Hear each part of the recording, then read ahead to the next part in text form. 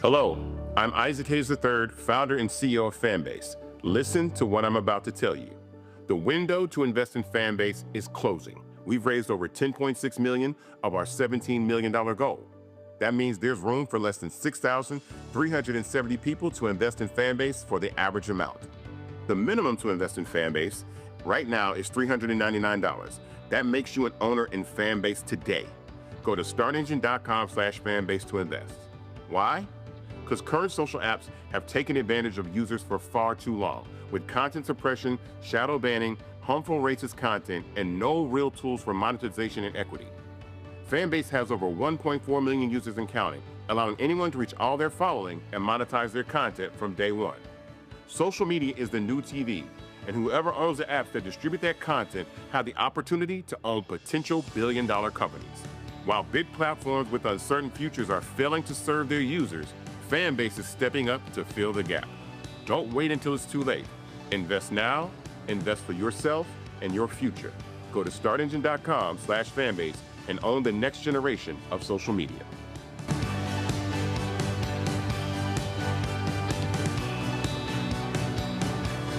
Folks, Black Star Network is here. Hold no punches! I'm real revolutionary right now. Support this man, Black Media. He makes sure that our stories are told. Thank you for being the voice of Black America, Roland. Stay black. I love y'all. All momentum we have now, we have to keep this going. The video looks phenomenal. See, there's a difference between Black Star Network and Black-owned media and something like CNN. You can't be Black-owned media and be scared. It's time to be smart. Bring your eyeballs home. You dig?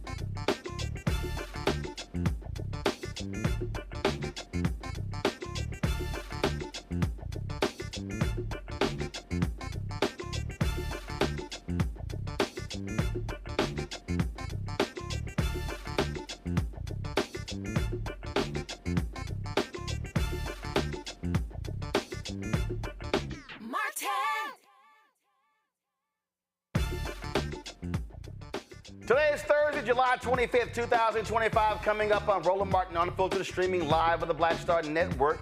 Texas Democrats are unlikely to have the votes to stop the GOP-led redistricting effort, which is up for debate tomorrow. But we'll show you some of what has already been taking place. Convicted sex trafficker Ghislaine Maxwell sat down with Donald Trump's DOJ to discuss what she knows about her former boyfriend, Jeffrey Epstein, and his associates, like Donald Trump. For more than a century, black families, HBCU alums, artists, and changemakers have spent summers in Oak Bluffs, building a legacy on the shores of Martha's Vineyard. But guess what, y'all?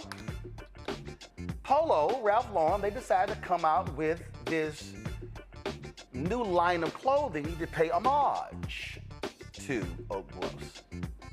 But a black-owned business founder of Actually Black, he was like, black people, why y'all pay a whole lot of money for clothes made by white people, but then y'all don't want to pay a black company for some clothes? Oh yeah, black people, y'all gonna have to buckle up because I got something for y'all. Plus, the federal appeals court ruled that Trump's executive order aimed at ending birthright citizenship is unconstitutional, and these Karens are out of control. Is it the heat? Because they acting like dogs in heat. We've got some wild footage to show y'all. Plus, Donald Trump's going after another university president in Virginia, this time the brother at George Mason. We'll tell you about that as well. It's time to bring the funk on Roland Martin Unfiltered on the Black Star Network. Let's go. He's got it. Whatever the miss, he's on it. Whatever it is, he's got the scoop, the fact, the find. And when it breaks, he's right on time and it's rolling. Best believe he's knowing. Putting it down from sports to news to politics. With entertainment just for kicks, he's rolling. It's on go, roll, y'all. It's Roland Martin, rolling with Roland now. He's funky, he's fresh, he's real, the best, you know he's Roland Martin now.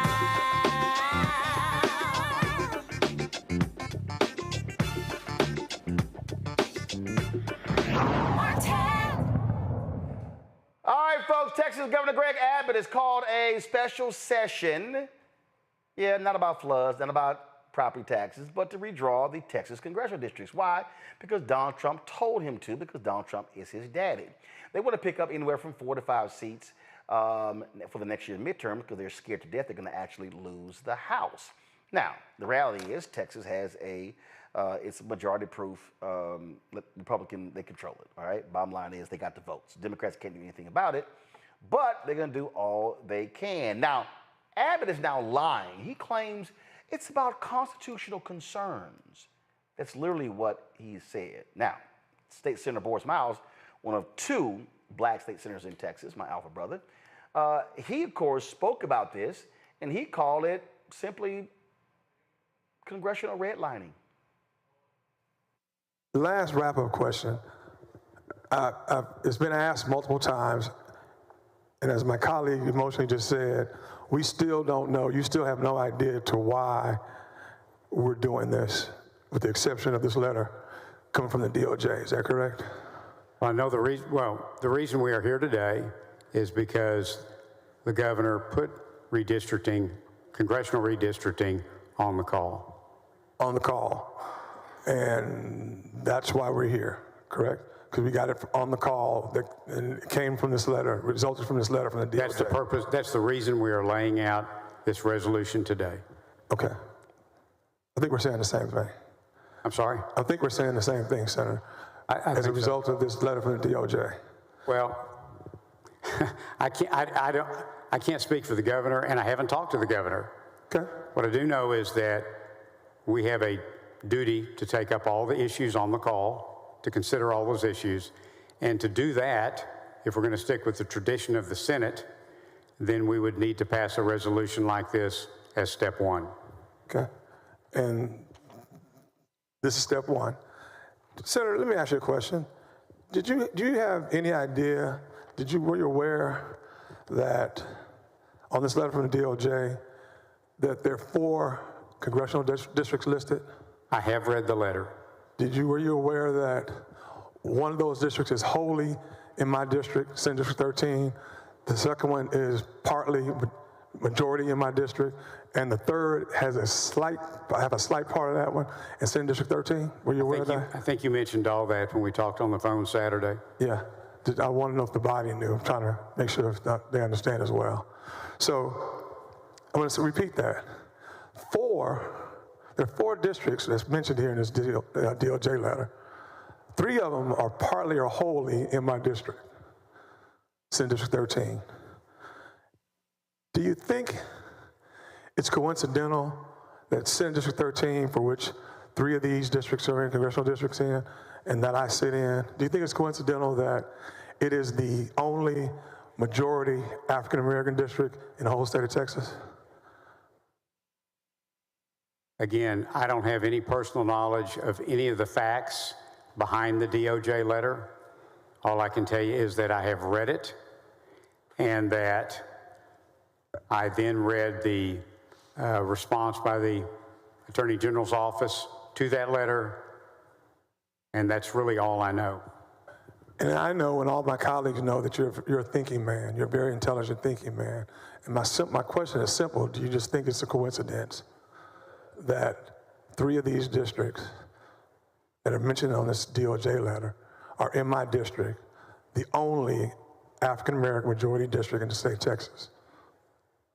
Again, and I speak in all honesty, I have zero knowledge of any data, any facts, anything that the DOJ relied upon to draft their letter to the governor and to the attorney general. Well, if I could, let me tell you, I don't think it's a coincidence. Okay, and I just want to put that on you and my colleagues' minds, that I don't think it's a coincidence, and my colleagues, my former Democratic colleagues, don't think it's a coincidence, and I can assure you, my people back home don't think it's a coincidence. Okay, so you're proceeding forward with redrawing the lines, but you don't have any of the information and the data to back up what you're saying. So now I'm confused.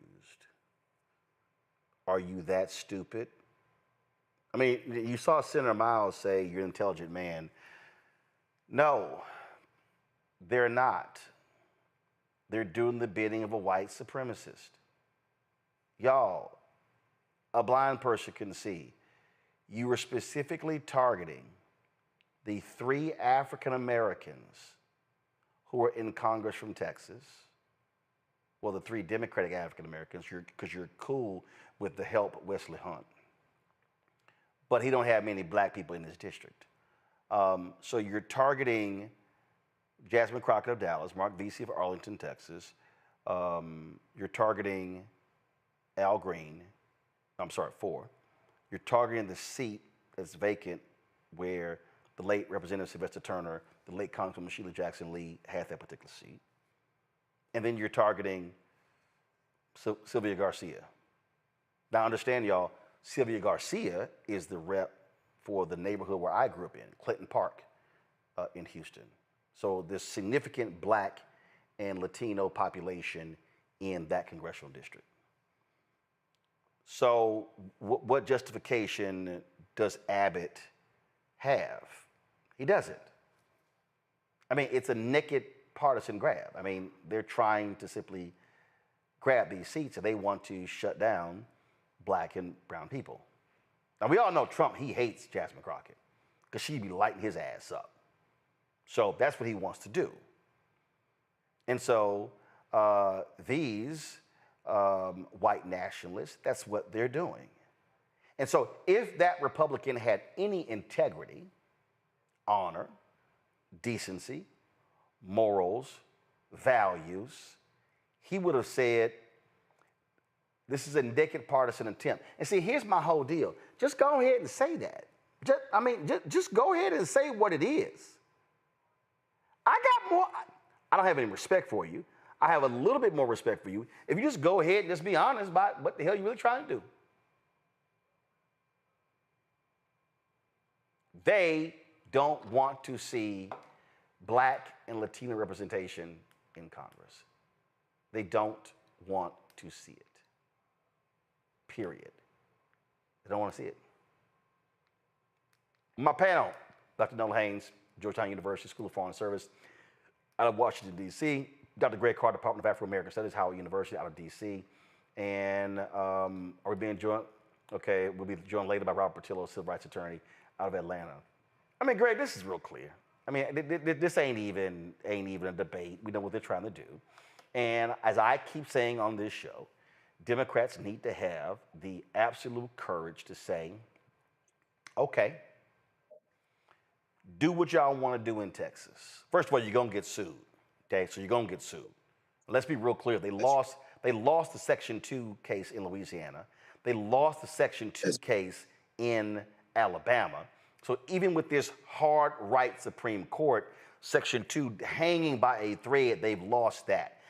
I don't know what argument they can make where it's not an effort to disenfranchise Black and Latino voters, but this is where Democrats in California, Illinois, New York State must respond by saying, okay, y'all redraw the lines.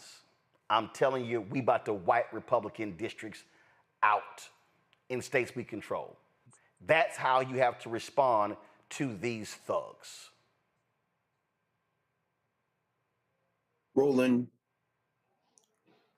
first of all, I will never tire of saying why this network is indispensable to the moment we face in American history.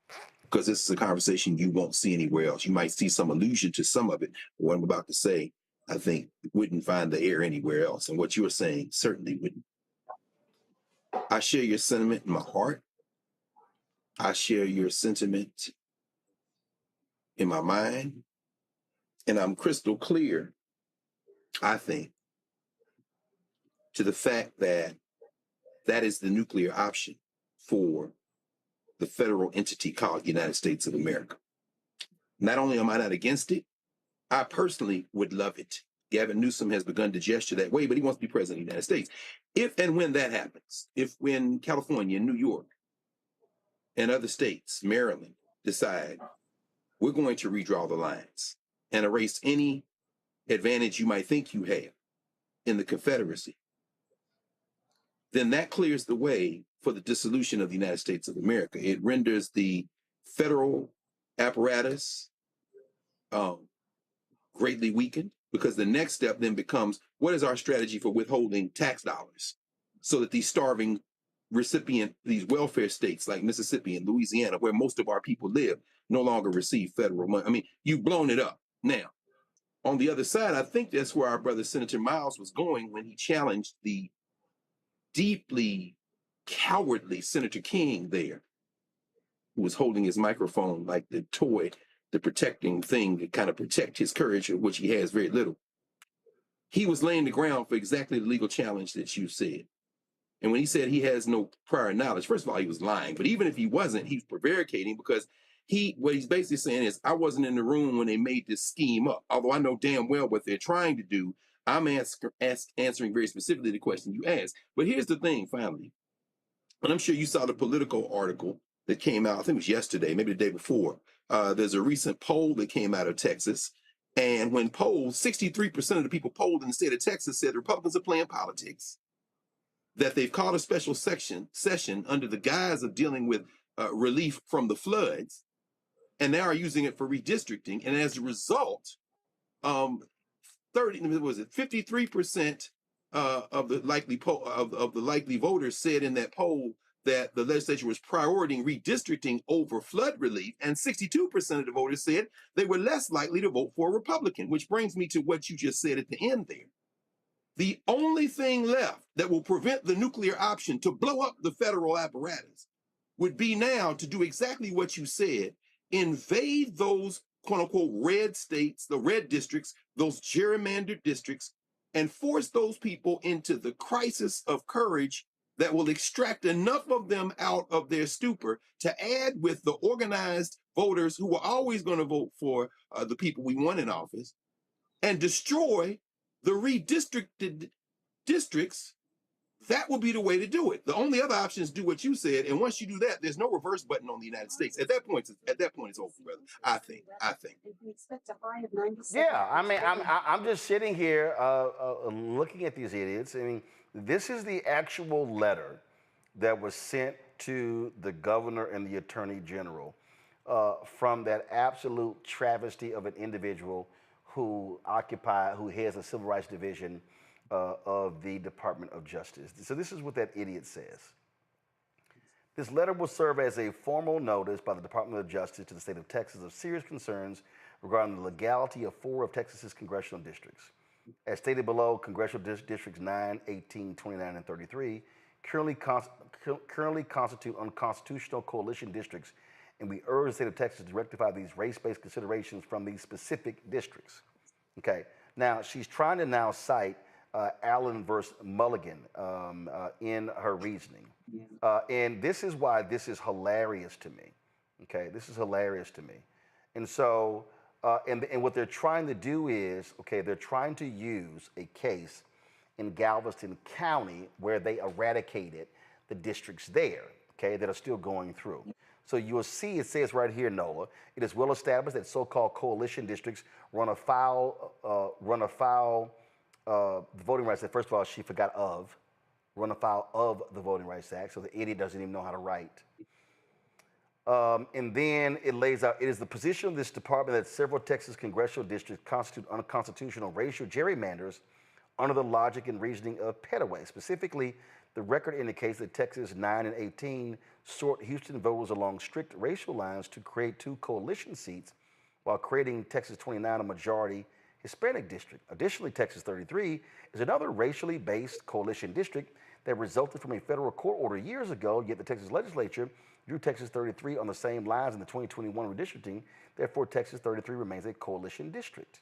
And so, please respond. So this is Harmeet Dillon, the Assistant Attorney General, Civil Rights Division, really a trash individual, okay, who was nothing more than a MAGA white nationalist supporter. Okay.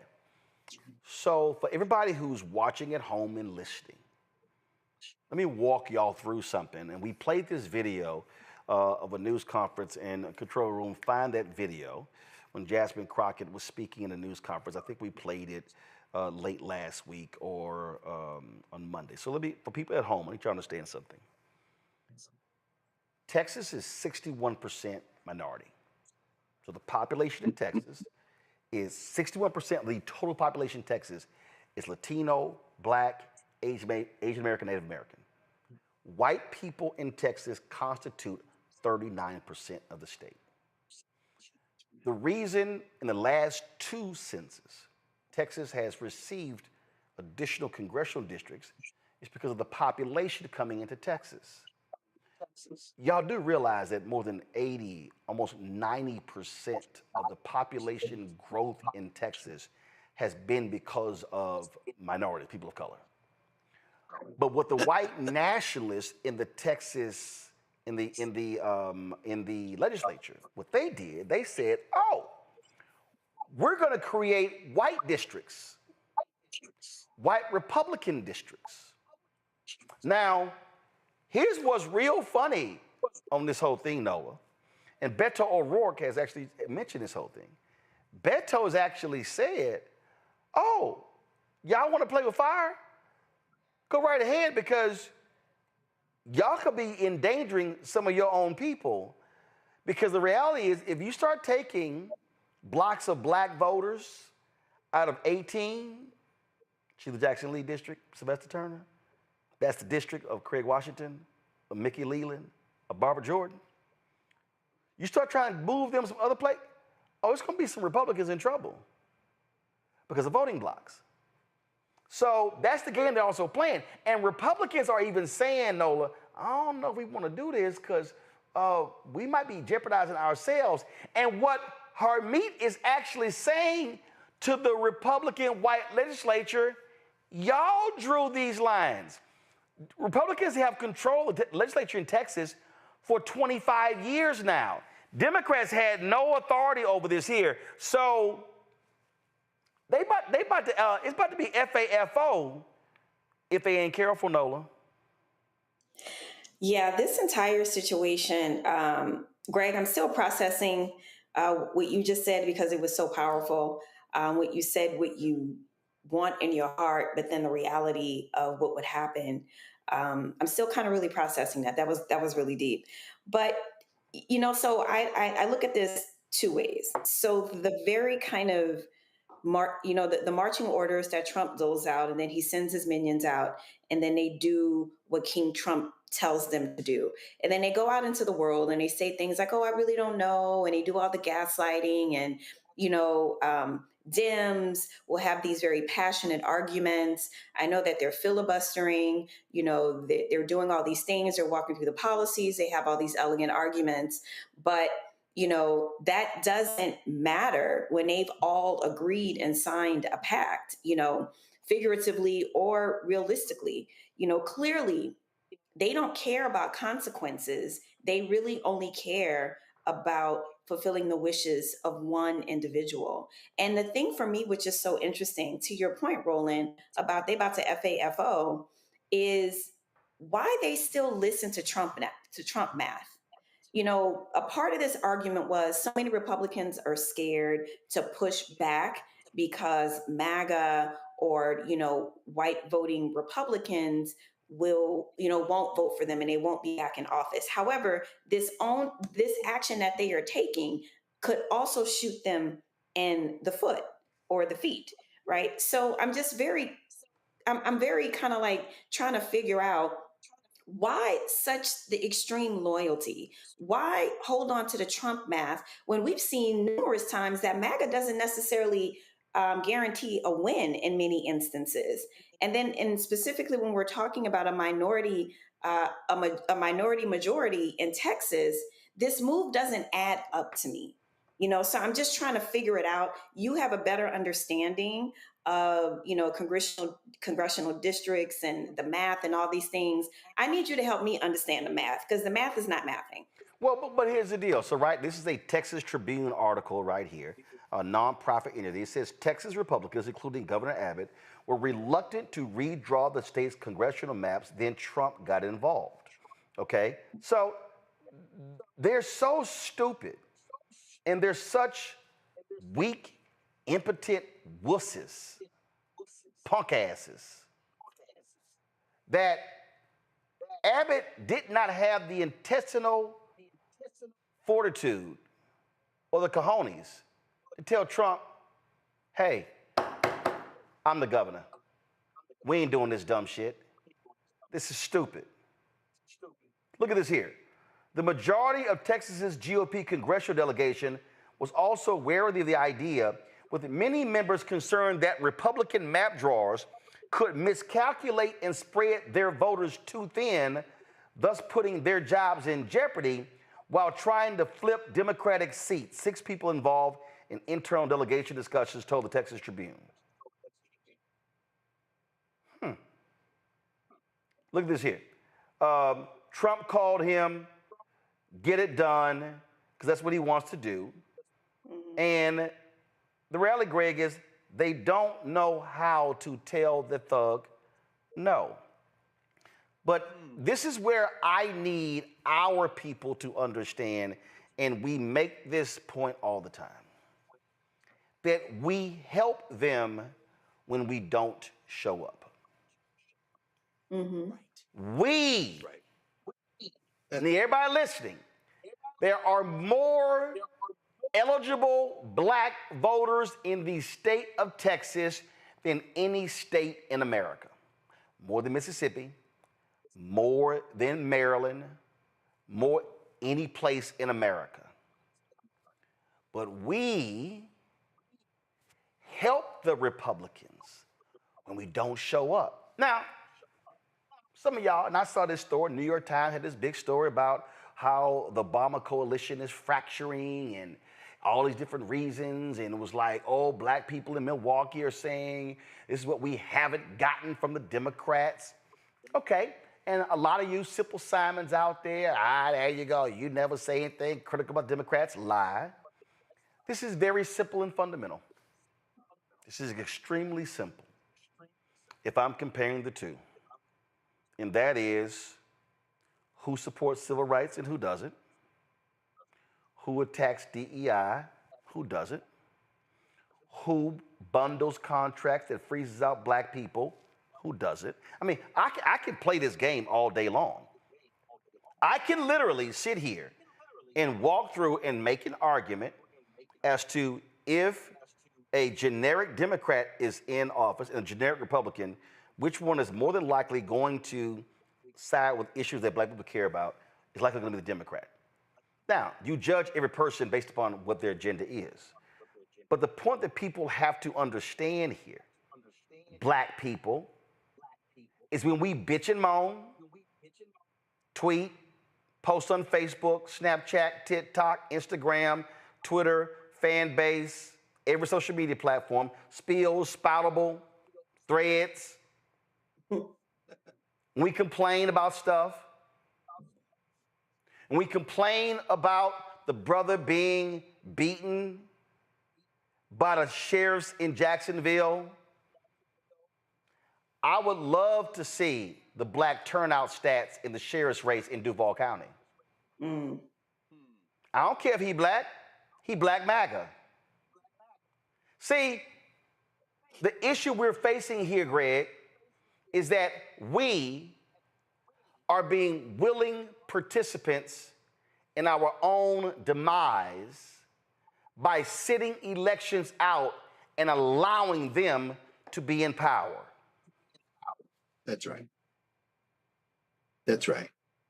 In fact, Roland, you said the major thing.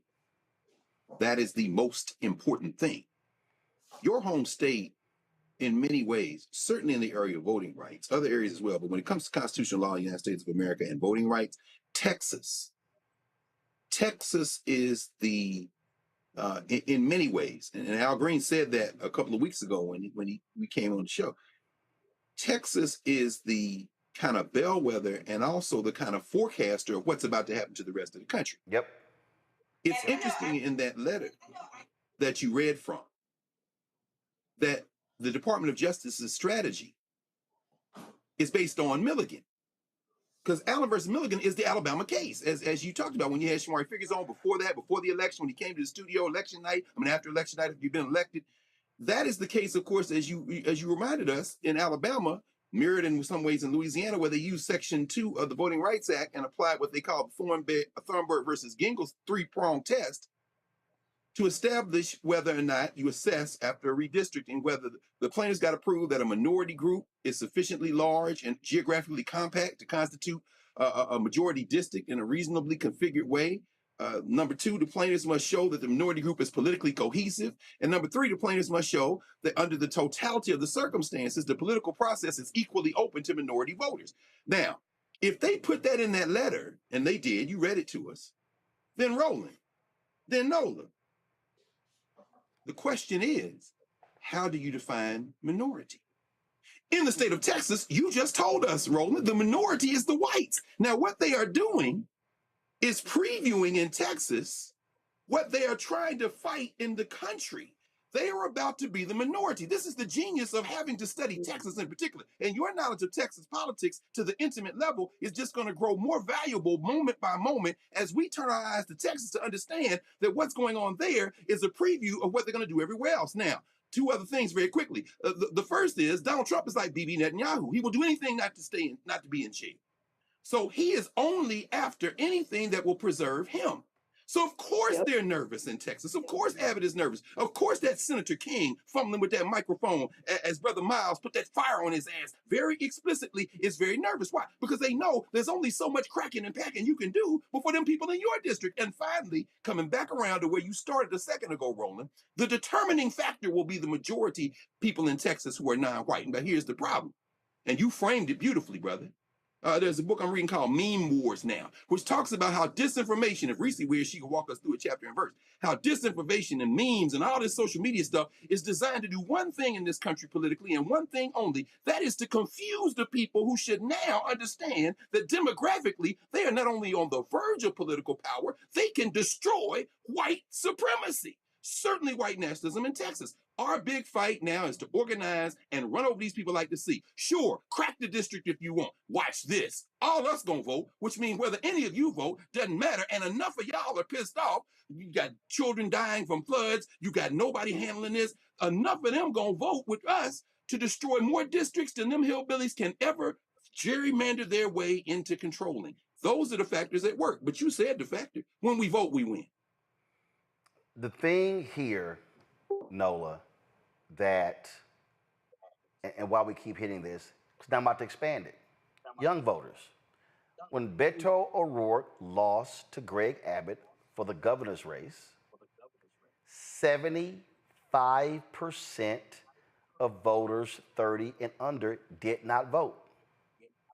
So the problem in Texas is not that Texas is a hard right red state. It is an unorganized state. It's not been organized, it's not been mobilized. When Beto O'Rourke ran, here's the people gotta understand, there are 254 counties in Texas. Democratic Party only has county parties in 81 of the 254. So you've got more than the majority of the counties in Texas that has no Democratic presence. So, and I'm gonna take y'all back to 2012. This was the night Obama got reelected. I'm waiting to go on CNN. Then Congressman Chris Van Hollen, standing right next to me because he's going on before I am. And now he's Senator Chris Van Hollen. And I say to him, man, if y'all actually would invest in Georgia and Texas, they could be purple. No, not gonna happen. And I was like, excuse me? I said, Representative Van Hollen, there are 2.2 million eligible but unregistered Latinos in Texas. I said, you got 800,000 black people who are unregistered in Georgia. No, not gonna do it. I said, and that's why y'all gonna keep losing those states. See, I need people to understand the map. When I say understand the map, I need people to understand. This, y'all, is if you need 270 electoral college votes to win. Now, let me also help everybody who's watching so you understand what we're talking about here. The electoral map, the number of electoral votes in Texas is the number of congressional districts in Texas. So, you've got 40. I need everybody listening to what I'm saying. Republicans cannot win the White House without Texas because it has 40. California has 54. When you look at the map, Florida has 30. So Florida is 30, Texas is 40, California is 54. Y'all, the reason Democrats can bank, because they can bank on this right here being blue. Boom, right here. They say that can be blue. Republicans bank on Texas being red, and Florida used to be purple, Florida's now red. They know, you look at all this, so you see, so all of a sudden, if Georgia is blue, oh crap, look at the numbers. You see what happened when Ohio became red, when Michigan became red, when Wisconsin, I can't hear Greg. Greg is talking, so make sure his mic is open. No, I said North Carolina too. So you saw Roy Cooper get right. So Roy, that's right. I'm gonna get to that as well. You take Virginia. Okay, Youngkin won Virginia, but the reality is Virginia is blue. Folk, you look at this here. Why are these Western states so important? Arizona is 11 electoral college votes. Nevada is 6. That's 17. So I'm just walking y'all through like this is class, okay? So look at the numbers here. Nevada is 6. Arizona is 11. Georgia is 16. That means that Nevada and Arizona constitute one more electoral college vote than Georgia, 1716. Now let's go to the Midwest. Why must Democrats stop being so focused on Midwest? I'll tell you why. Wisconsin, Minnesota, and Ohio constitute, you see it right there, 32 electoral college votes. But because of population shifts, those three states are losing population. Illinois is a blue state. Here's the problem with Illinois. Illinois is losing population. So the problem nationally that Democrats are going to have is that Florida is going to get more people from population. North Carolina is going to get more people. Georgia is going to get more. And they're actually moving to Alabama, Mississippi, but also Texas. So the next census, I need people listening to me very clearly right now. The next United States Census, it is projected that blue states are going to lose 12 electoral college votes. California, Illinois, New York State, Michigan. And we'll see what happens with Wisconsin and what happens with Wisconsin. That's 12, which means that you're going to have to replace the 12. So this is not just about who controls the House. This is about how do you also control the power on the state level. And so, Nola, what I have been saying to big money Democrats or progressives or independents, whatever you want to call them, that if they were smart, and a lot of them are, and have to be serious, they have to simply do what the black folks in Georgia did. Stacey Abrams, Warnock, and others, the New Georgia Voter Project. You have to, literally, they have to go into a room and say, we're going to allocate $100 million. And we're going to move 1,000 people into Texas. And we're going to fund them over the next 4 years. And we have to flip 300,000 to 500,000 votes in the state. The voters are there. They have to do the exact same thing next door in Louisiana. So now all of a sudden, you don't need 100 million in Louisiana, a much smaller state. But what you are now doing is you now are attacking what the Republican strength has been, and that is a lack of organized, mobilized voters. And Reverend Barber talked about the 90 million who sit out. That's how you win. You're not going to win trying to convince suburban white women to not vote like their husbands. And listen, here's the thing. The momentum is there. The momentum is definitely there, especially in the South. I talk to people all the time who say the same thing. We are here. We're tired of being ignored. And frankly, we're tired of feeling like we're not elite enough for the Democratic Party. Those are the complaints I hear over and over and over again. And Stacey Abrams, the work that they did down there in Georgia, Senator Warnock, the work that they did, that is a blueprint for what can happen. And if the Democrats do not show up in this moment, if they do not capitalize on the momentum, if they do not understand the deep hurt, the deep pain, I would even argue, I've said this time and time again, I'm not that interested in Trump's 30-something, 30 plus. There's a whole lot that's going on there with them. That's deep programming. That's deep conditioning. There's a lot that's going on there.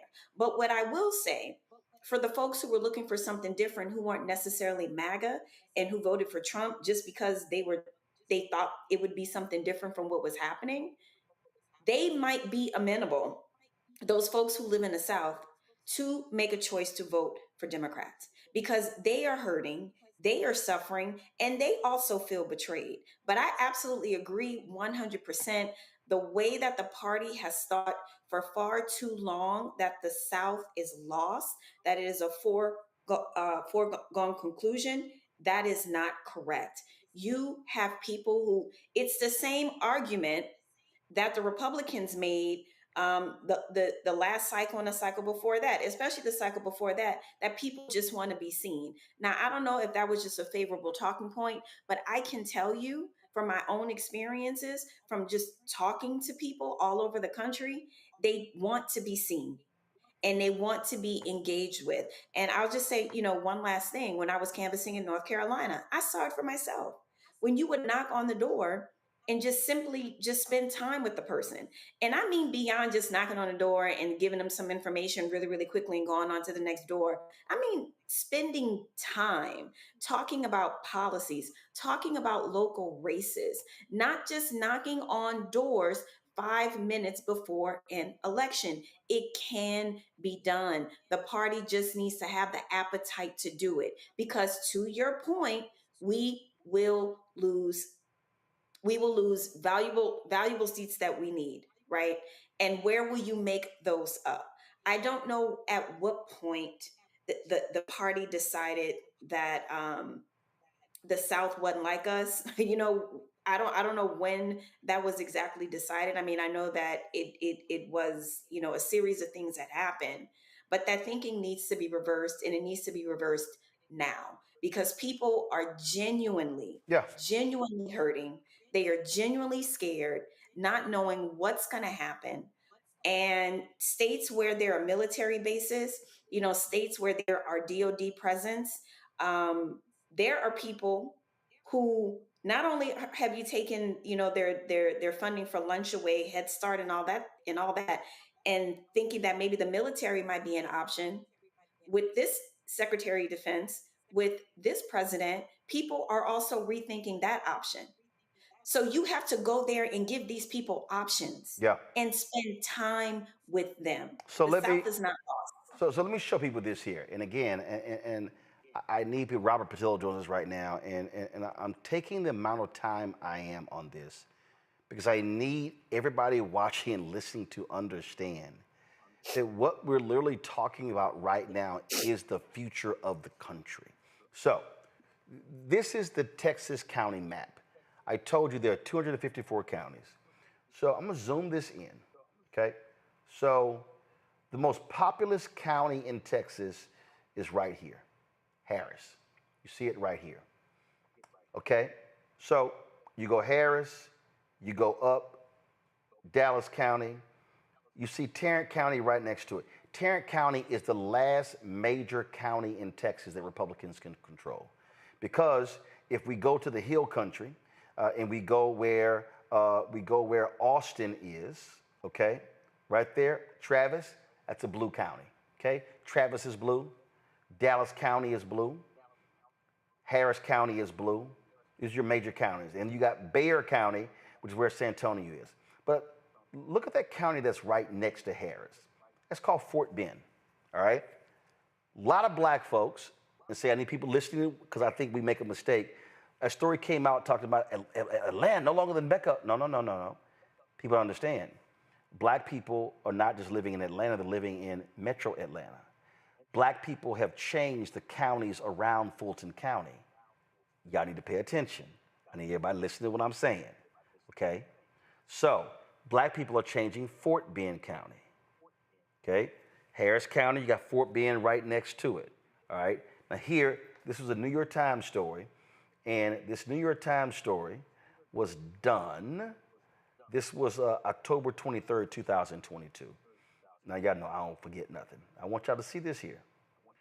In Fort Bend County, Texas, things are changing. Mosque and Hindu temples draw thousands. Farmland is giving way to suburbs, and some Republicans feel their county is becoming more like majority-minority Houston. See, I had an anchor who wouldn't have me on the show because the white producers didn't like the title of my book, White Fear. And I sent this anchor this story. And I said, that's weird. The New York Times and NPR and Axios all literally did stories on my book thesis, but your people don't like my title. Okay. So here's what happened when you look at this here. I want y'all to understand. This is the headline. Their America is vanishing. Like Trump, they insist they were cheated. The white majority is fading. The economy is changing, and there's a pervasive sense of loss in districts where Republicans fought the outcome of the 2020 election. Now, let me go through this story right here. Okay? Now, look at this here. Troy Nehls of Texas voted last year to reject Donald J. Trump's electoral defeat. Okay, that's one of those MAGA Republicans. Y'all, he's from Fort Bend County. So you start going through the story. Look at this right here. Boom. Second paragraph. The county in recent years has become one of the nation's most diverse, where the former white majority has fallen to just 30% of the population. You go through this story. Look at this here. Don Demmel said his parents raised him to be colorblind, but the reason for the discontent was clear. Other white people in Fort Bend, quote, did not like certain people coming here. It's race. They are old school. Look at this here. A shrinking white share of the population is a hallmark of the congressional districts held by the House Republicans who voted to challenge Mr. Trump's defeat. Shows how white fear of losing status shaped the movement to keep him in power. But they didn't like my book, which is called White Fear. Look at this here. The portion of white residents dropped about 35% more over the last 3 decades in those districts. You keep reading this story. You keep seeing this story. Things changing. But I'm going to show y'all something in this story. And again, stuff just sort of sticks out in my mind when I see these stories. Of the 12 Republican-held districts that swung to minority white, almost all California and Texas, 10 were represented by objectors. Keep going. Lawmakers who objected were also overrepresented among the 70 Republican-held districts with the lowest percentage of college graduates. Okay. Let's keep going. Look at this here. Start looking at numbers. Okay? Numbers. Now, in this same story, it talks about the percentage in Texas. It talks about, how things change. It talks about the people moving in. There was a quote from somebody in this story who literally said, we don't want to become like Harris County. What they're saying is we do not want to be black and brown. That's what this story is saying. Okay, look at this right here. The same distrust drove feelings about the last election. He said Democratic elites in the big cities. They love saying the big cities, but guess what? Blue counties, 71%. First of all, no, I'm sorry. Blue counties in America provide 71% of the GDP to America. So they love shitting on blue cities, but they love blue money. Republicans hate black people in Jackson, Mississippi. But guess what? Jackson, Mississippi funds the state of Mississippi. So the point I'm trying to walk through, Robert, here, y'all experienced this in Georgia. Georgia was controlled for the longest by rural white conservatives. And it wasn't until rural blacks were organized when they changed the law to automatic voter registration. It was like 28%, 20% of the state wasn't registered automatic registration. It dropped to 2%. Then you begin to see, it wasn't just Fulton County. You begin to see black folks flexing power in the surrounding counties. But it had to be, Georgia had to change because it was a mix of city and rural. So the blueprint for Texas, for Louisiana, for other places, is that you have to recognize you can't just talk to black people in big cities. You must organize and mobilize it in rural cities, rural towns.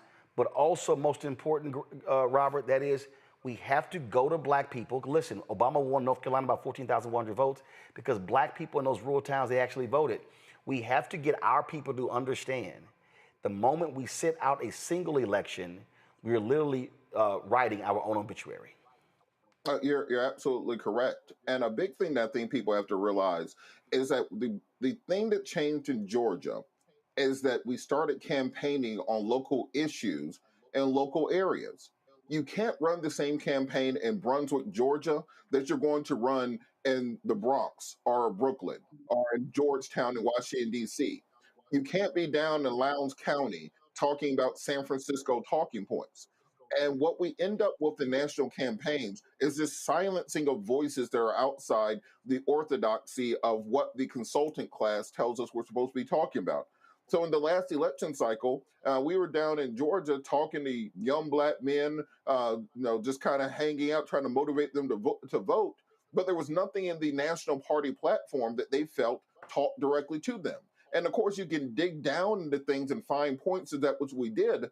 But they wanted to hear upfront, loud, and outside what they cared about. And that's what motivated them. Look at what Trump did on the other side of the aisle. He was able to pull in people who have never been conservative a day in their life because he spoke the language they wanted to hear. He addressed the issues that they cared about. So for the party orthodoxy, I think that they're going to have a soul-searching moment where they leave the big cities, they leave the cocktail parties, they leave the Ivy League institutions, and they go talk to the actual people that they want to vote for them. And then they put policies in place that will affect them and will motivate them. And then magically, those people turn out and vote for you once they actually believe in what you're saying. Is not some sort of mountain that we have to climb. This is the type of grassroots advocacy that we've been doing in the black community since the 1950s and 1960s. We've been able to address these local issues. We've been able to deal with these issues in communities that may not agree with every part of the greater agenda and convince them that we're fighting towards a greater good. But then lastly, when Democrats are in power, do what President Trump is doing right now for his base. He is going chapter and verse, everything he said he was going to do for them. He's just doing it. There's not excuses. There's not questions. There's not, oh, we have to wait 2 or 3 more election cycles. Politics aren't right. So when Democrats are back in power, if you want young black men voting, address the issues they tell you they want addressed. If you want rural black America voting, address the issues that they want you to address. Don't start forcing what you think the issues need to be on them. Address their issues and they will turn out. If you build it, they will come. So let me say this, and I know I'm going to move on. Again, it was not my intention to do a whole hour on this, but it just happened. This is the piece that, again, I need black people to really understand. And remember, y'all, when I did the breakdown, when I said, I'm sick of hearing people talk about they tired. Greg, this is the thing that folk got to get. If you step back and actually study black communities, the reality is that there was a group of black people who were really responsible for mobilizing and organizing black communities. In many ways, the structure was the black church, it was the NAACP, and it was other black organizations. When Black Lives Matter began to really rise up, I remember having a lot of conversations with folks who were complaining about the organizations and the churches. And folks were saying, no, we're moving towards decentralized leadership. And they were talking about all these different things. And I said to them, all that sound great, but somebody got to make a decision. So here's where we are. And this is not talked a lot about in black communities. It's not talked about. That generation is becoming ancestors.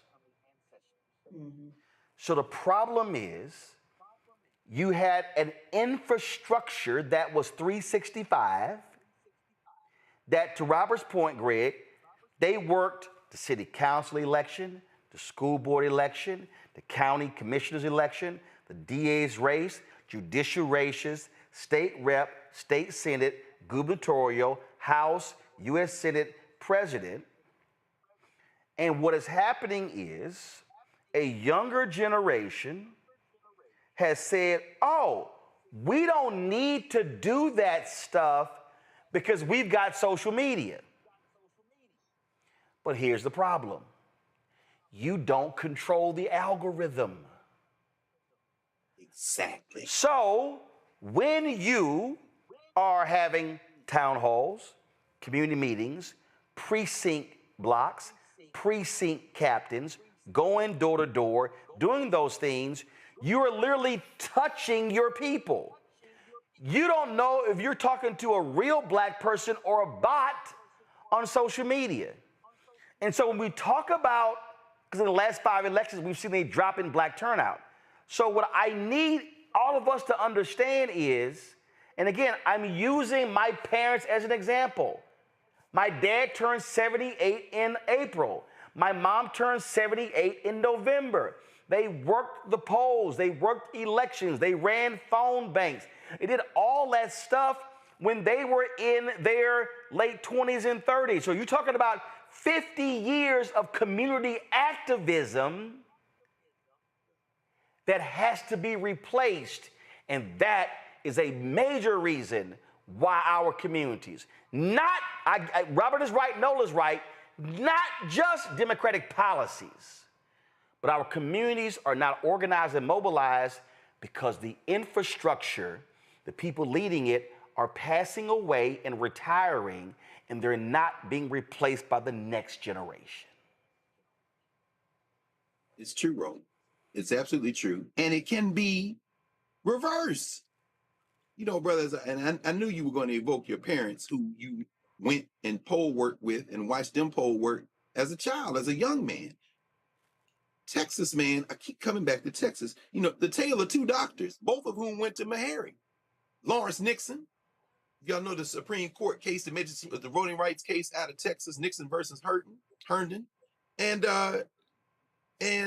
the brother Dr. Lonnie Smith, the Smith versus Allwright case, right there out of Houston. I tell you, brother, listen, if y'all ever in Houston, you got to go by the Gregory School, the old Gregory School, which is a museum. They have a beautiful exhibit which walks people through exactly what you just been saying. Both these brothers, NAACP, in the case of Dr. Smith, you know, he went to Prairie View. I think Nixon went to Wiley College. But at any rate, both of them, and then they both went to Meharry for medical school, both doctors, one a dentist. And they were organizers on the ground doing that work.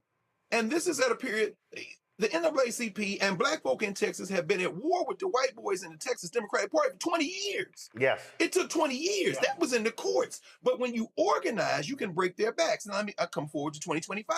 How can we reverse this? Not just the HBCUs. Right now at Howard, all the young people are up in arms because there's been an increase in tuition. People talking about they don't have the money, all this going on. But guess what? It isn't just on Howard University or any of all of our HBCUs.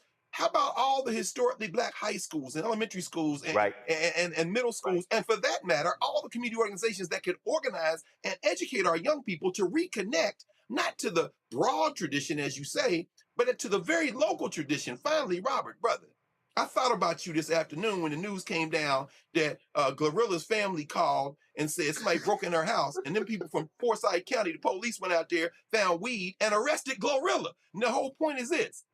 You walk in the streets in Georgia. We're walking the streets anywhere we are.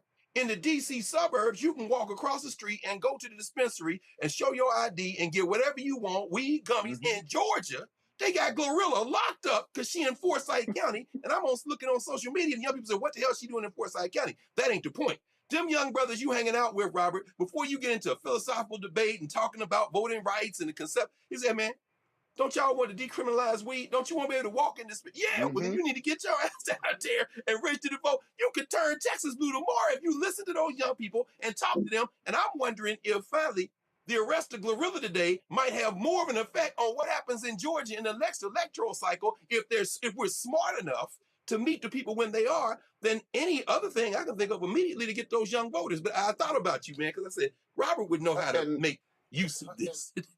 And on that point, Glorilla, if you are listening, I am available for hire. Feel free to reach out to the Patillo Law Group LLC for your marijuana-related arrest needs. Please make checks and money orders are payable to Roland. But Dr. Carr, to your point, imagine if in the last election, before that Joe Biden had just decriminalized marijuana, which he had the power to do. You win the 2024 election. So that's what I mean when I say you got to show and prove, show and deliver. Give the people what they want when they want it, because they want it all the time. It's not magic. It's not witchcraft. If you give people what they want, they vote for you. Trump understands that politics is transactional by its very nature. And Dr. Carr, one of my coworkers, Kennedy Shelton, is one of your students, and she wanted me to mention to you that part of the reason that you are so real as a professor is that you give these young people life lessons they can use forever. And politicians need to understand you're not just trying to win the next election.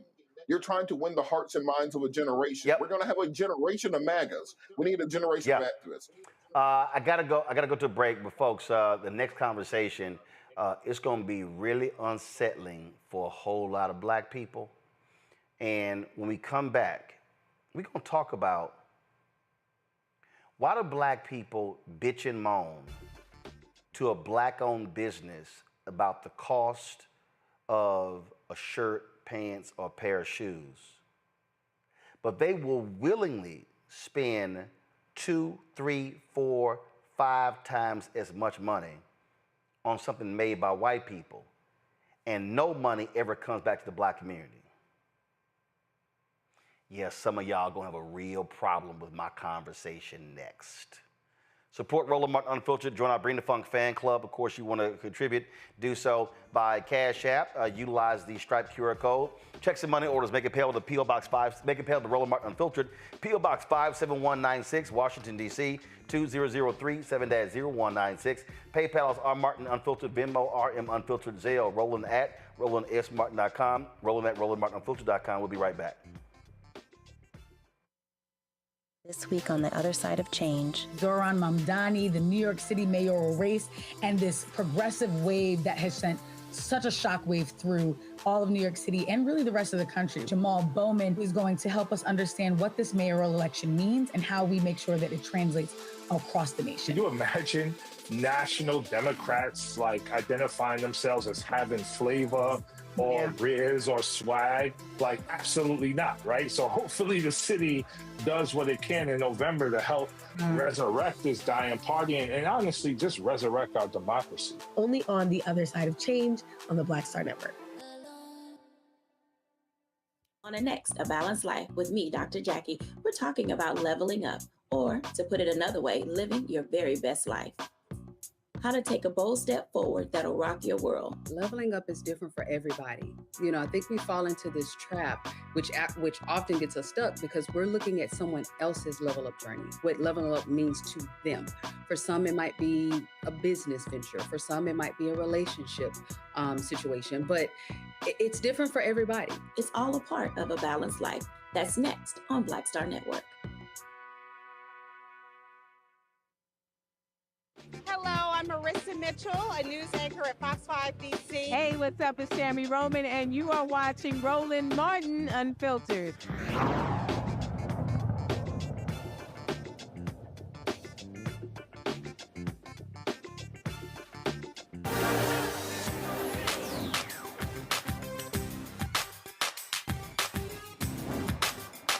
Being frozen out. Facing an extinction level event. We don't fight this fight right now, you're not going to have black owned.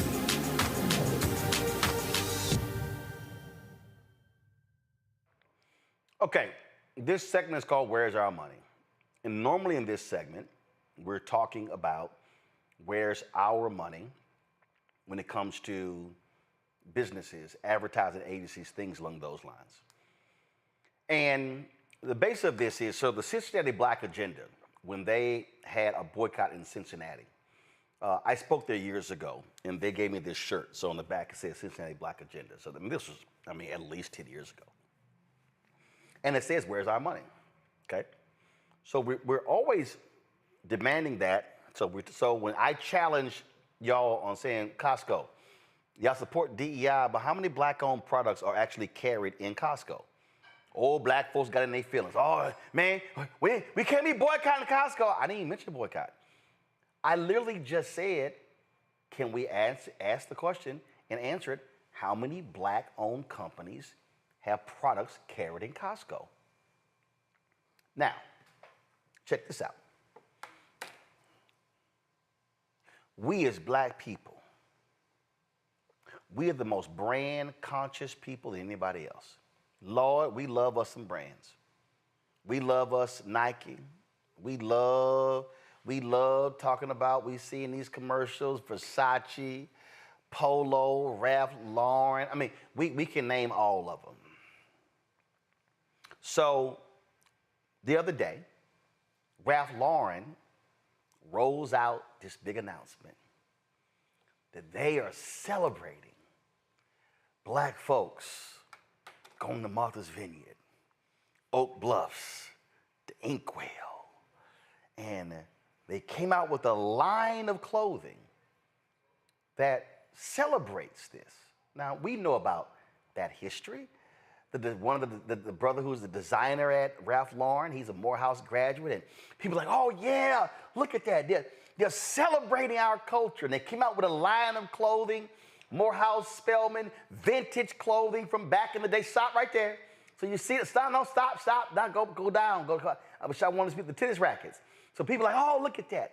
I mean, back in the day, how we used to dress up, and they got the Morehouse logo and the Spelman logo. So now they got this new clothing line. And oh my God, it's exciting. It's absolutely exciting. They're limited edition. Design and collaboration with graduates of Morehouse Spelman. Is Morehouse and Spelman getting a check from this? I'm just curious. Just curious. See, it's no different than when Macy's was showcasing these colorful outfits of pink and green and blue and gold and red and white and blue and white. And I was like, the D9 groups get any checks from that?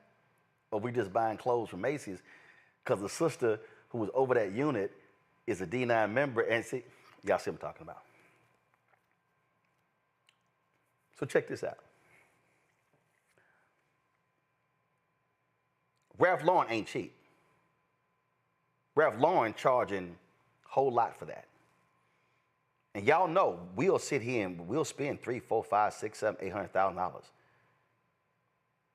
You take Martha's Vineyard. Martha's Vineyard used to be a place where a handful of black folks went, been going there for decades, in summer vacation, families growing up. Martha's Vineyard now has turned into the Black Disney World.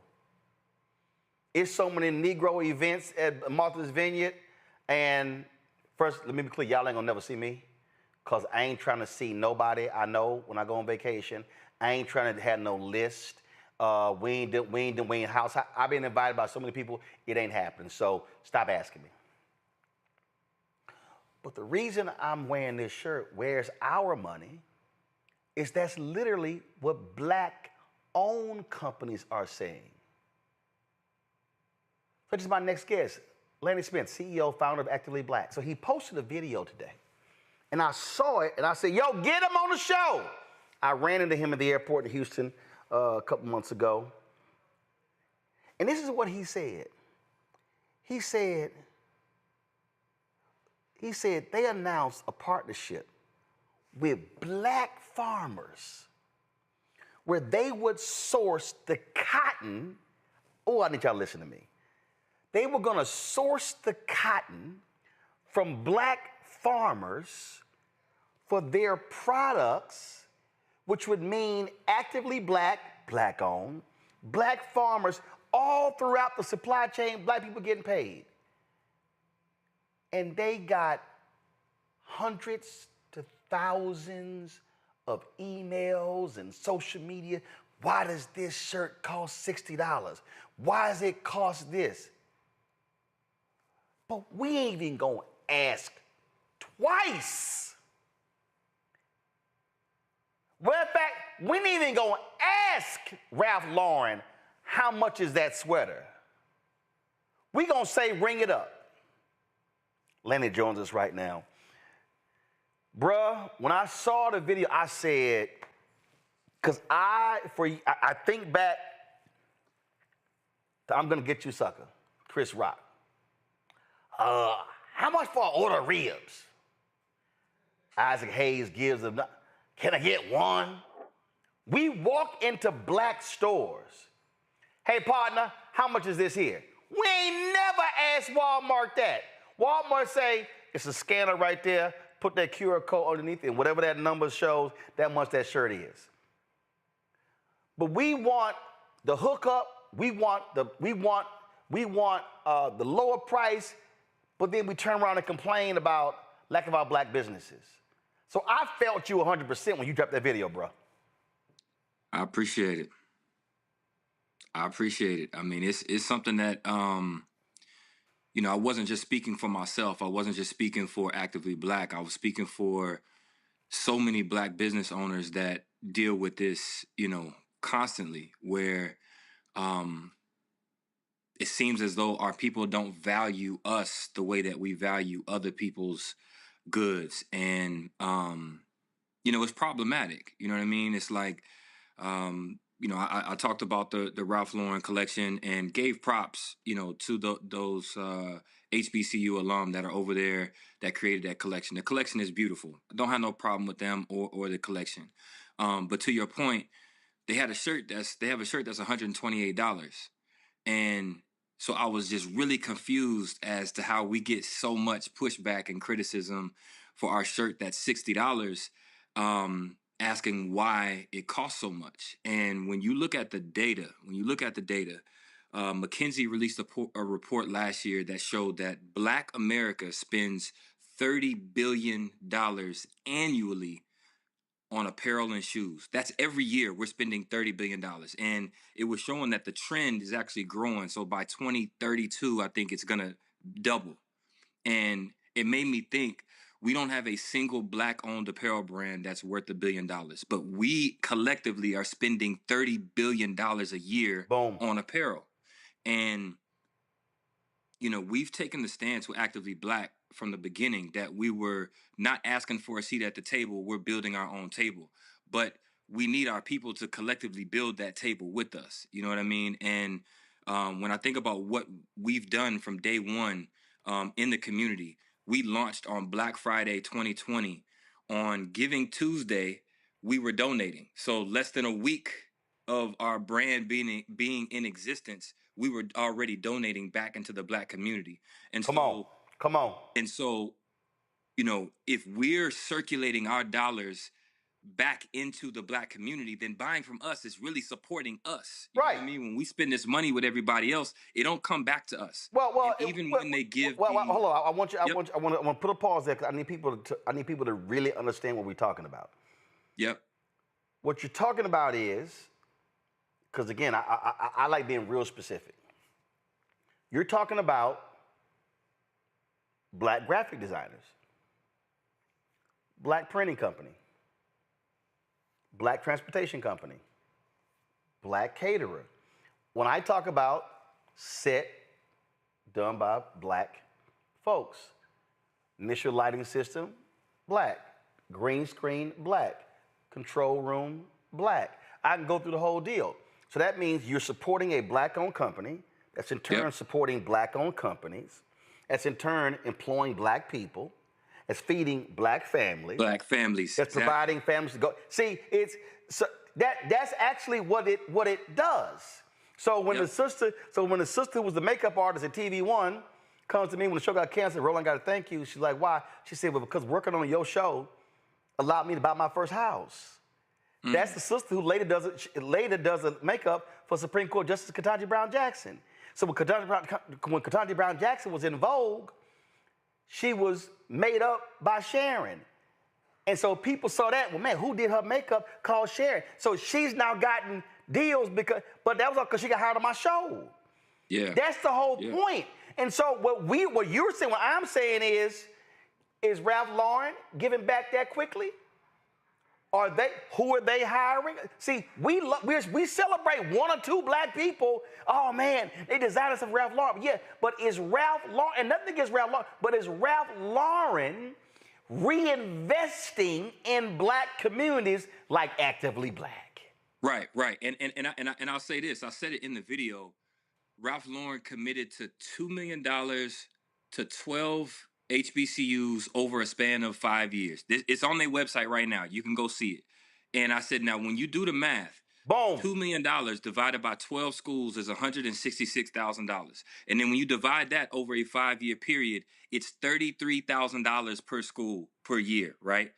That's a light bill for one Ralph Lauren's store. You know what I mean? Hold up, 33. Wow. $7 billion a year. That's what their annual revenue is $7 billion.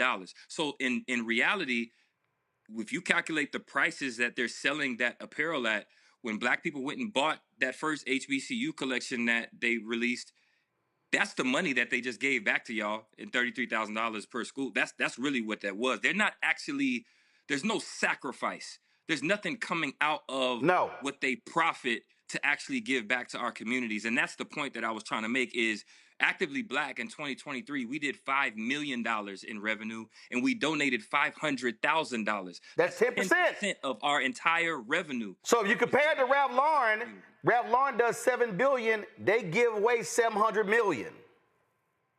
That same 10%.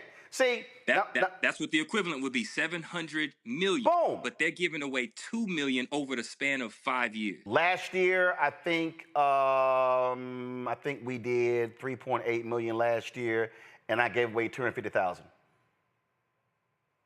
to black organizations, and that's what you don't understand. Now check this out. Y'all go to my iPad. So this is Dapper Dan. Dapper Dan, well known in Harlem, how he was redesigning stuff and without permission. So Louis, Gucci. So what happened? Dapper Dan does a deal with Gucci. Oh, it's celebrated. But guess what Dapper Dan said, Lan? He gave an interview. He said, I had to do the deal with Gucci because my own people were never going to pay the price for my products if it didn't have Gucci on it. If it just had Dapper Dan, they wouldn't do it. And so that's what your video is saying. We as black people, we talk about the black tax that black businesses have to confront.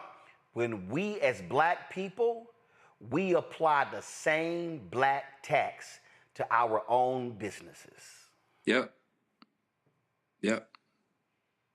And that lack of, I gave the analogy that we're comparing black-owned businesses. The things that you constantly hear is whether it's the quality, the customer service, all those different things, right, that you're comparing to these multi-billion-dollar brands, right? And it's a situation where how can a black brand scale to the point where they have the resources to now hire a full customer service team? Boom. Where they can improve the quality of their product, where they can do all of those things. Damn, man, why it takes so long for y'all stuff to come? Well, there's a reason why you can order at 11 o'clock at night, and that product for them is going to ship at 7 o'clock the next morning because you have an entire infrastructure behind that to service those orders as opposed to what you, that's right. So you trying to compare me to them, and as you point, they do $7 billion, you do it $5 million, and you like, yo, why y'all ain't the same? And not only that, but the inventory, in order to have ready-made inventory that can ship out immediately, boom, that means a company has to front that and buy that inventory ahead of time. And now because of tariffs, your cost has now gone up. I was talking to a sister, and she has a lot of different products she has a lot of different products. She said, Roland, FedEx wanted me to give them the full $80,000 check before they would even deliver the product. Before they even deliver it. Because of the tariffs. Yep. And so when you think about sometimes the time that it may take for a black business, especially in the apparel game, it's like the risk and the cash flow that it would take to order all of this inventory ahead of time. And then you've got to guess, how much do I need in each size? How much do I need in each color?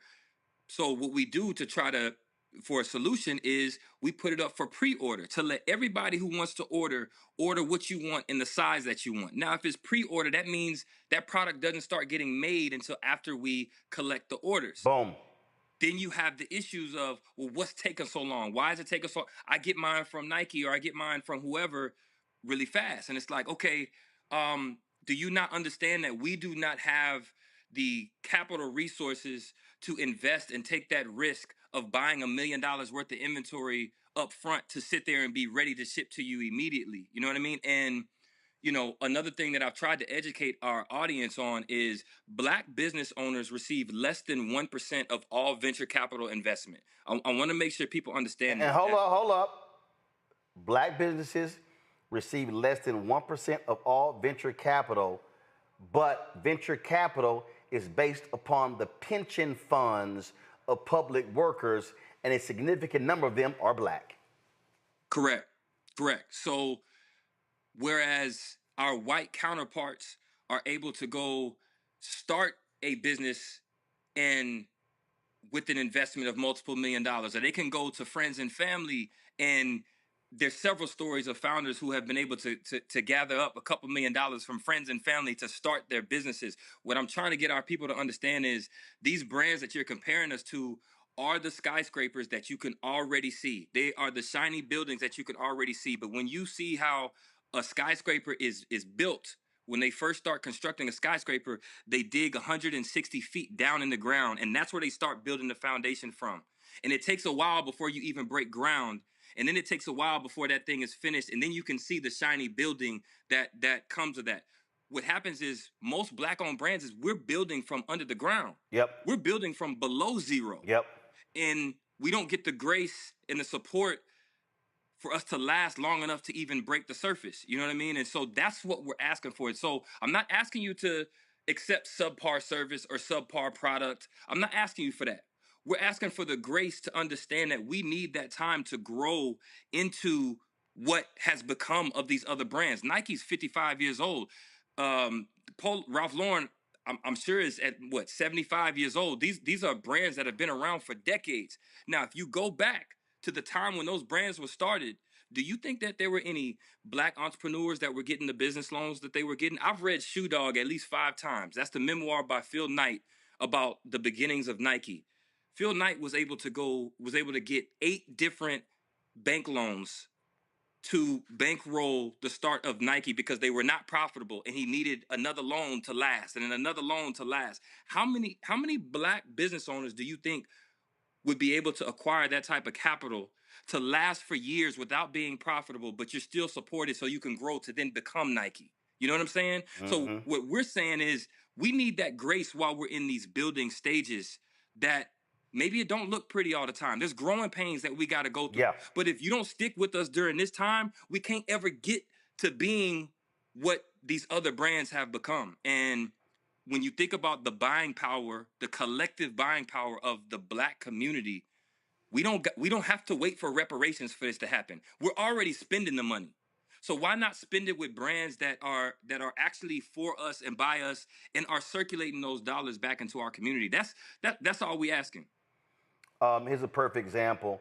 You can tell I've worn these shoes. So we featured Rock. I'm gonna go to our panelists too with questions next.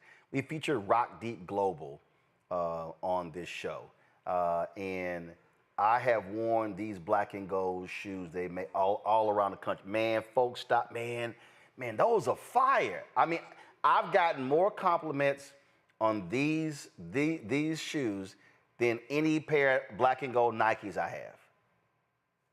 Here's the problem. Rock Deep Global don't have the capital.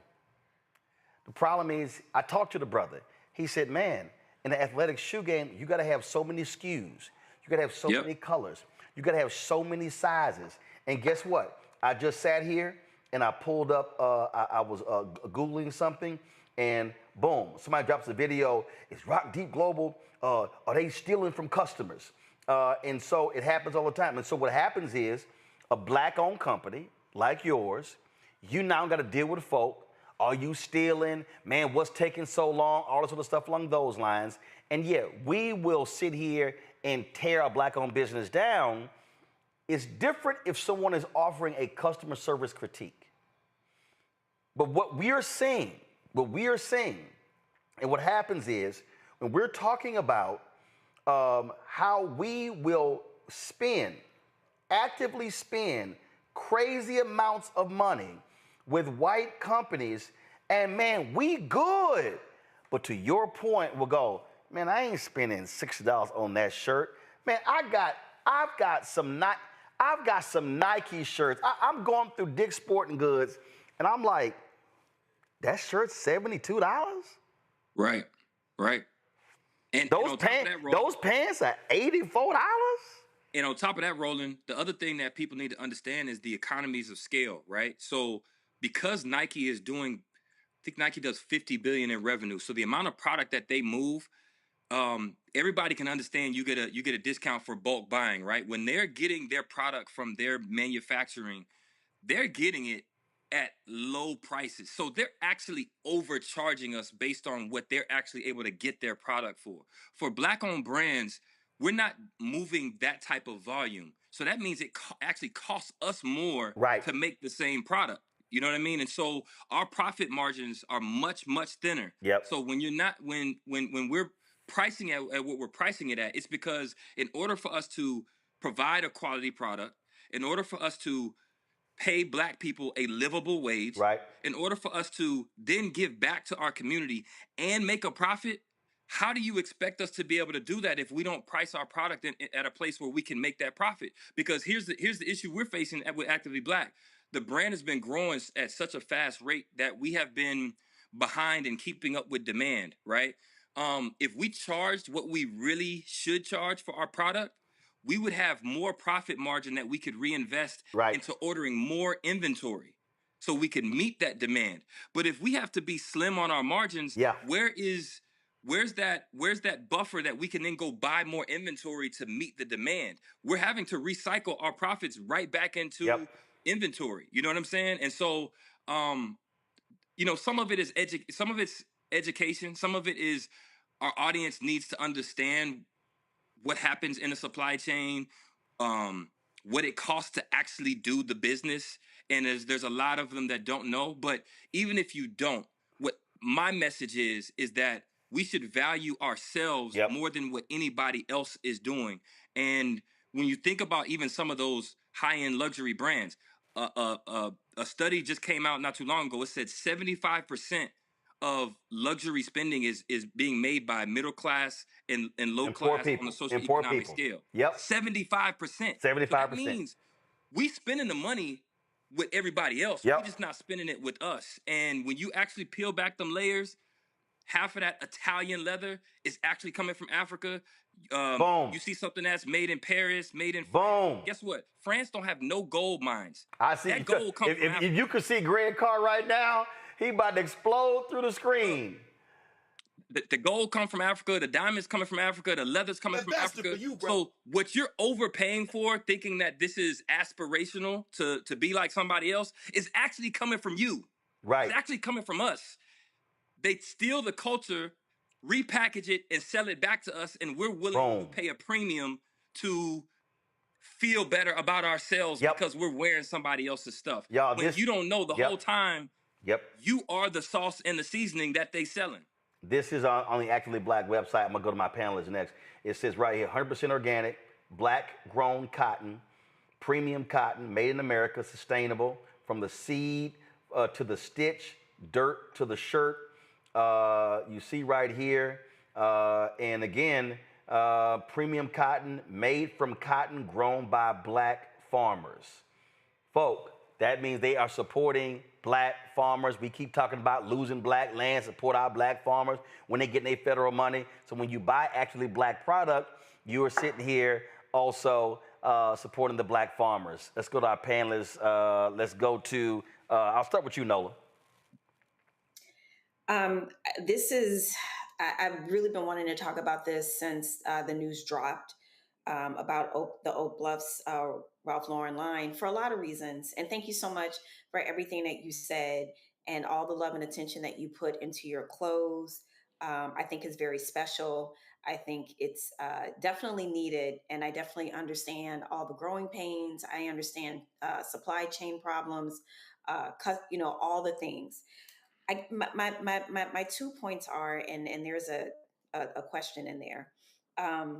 Unfortunately, I think about this the way that I think about our current situation in politics. The folks who you want to educate, the folks who are buying the high end, they're not paying attention to the narrative and the story and the details because they're more interested in the status. They could care less about the care and attention that's going into the clothes making, or that the dollars are going back into the Black community. Unfortunately, this is where we are. We are in this very strange impasse right now, I argue, with integration, because a lot of what we're arguing for is really infrastructure for very Black lived lives, very kind of insular and segregated lives, which is the world in which I grew up in New Orleans. So I think that's one part of it. And then another part of it is, going back to the status issue. I remember I thought I was doing something when I was in grad school in Boston, and I bought a North Face jacket. And very quickly when I got there, I was like, they were like, "Oh, okay, you must be cold with that little jacket on." And I'm like, I didn't know about a brand called Canada Goose. I didn't know about the $1,000 weather coat. You know what I mean? And so again, it goes back to this whole thing about status, about how does the world perceive you? Do they perceive you one way in a North Face, and do they perceive you another way in the Canada Goose? Right. So while it is some of these things that you all listed, we have to figure out how to take that status away, from people who feel like that piece of clothing make them feel special. Here it is. Cotton, here it is. Cotton is cotton. I understand your point, but listen to Roland. No. Hold on. No, seriously. Here's my whole point. You say we got to figure out how to take the status away. What we have to train our people on is very simple. That shoe, that shirt, that pair of pants, that jacket, that tie has nothing to do with your personal worth. That's what it's but it's here. What has happened is we have been such a subjugated people that our deal is, well, if I ain't got nothing, I'm clean. And so, oh man, you wearing that Versace. I don't own ain't shit in my house. I ain't never ever in my life bought a damn thing that's Gucci, Louis, Versace, ain't none of them brands, because my worth is here and not some shit I'm gonna throw away in a couple of years. It's literally psychological. Roland, that's what I wanted to touch on. We gotta reprogram Black America. Got to deprogram and then reprogram for sure. And that's part of what my mission for Actively Black is, right? People think we building an apparel brand. We're not really building an apparel brand. I keep telling people the clothes are just a uniform for the movement.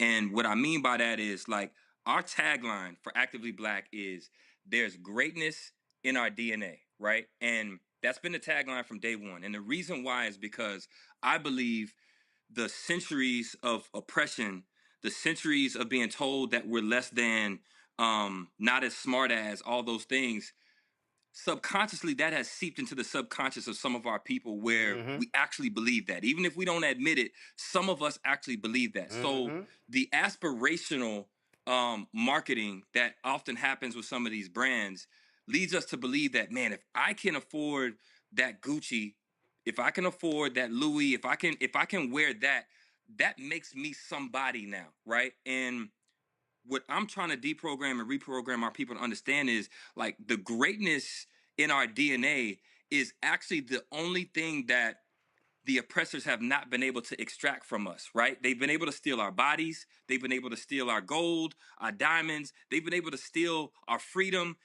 They can't take the greatness that actually lives inside of us. And so if I can actually get us to change how we view ourselves, then it'll change how we view these other things. I also said people think I'm trying to change what's in your closet. No, I'm trying to change what's in your mind.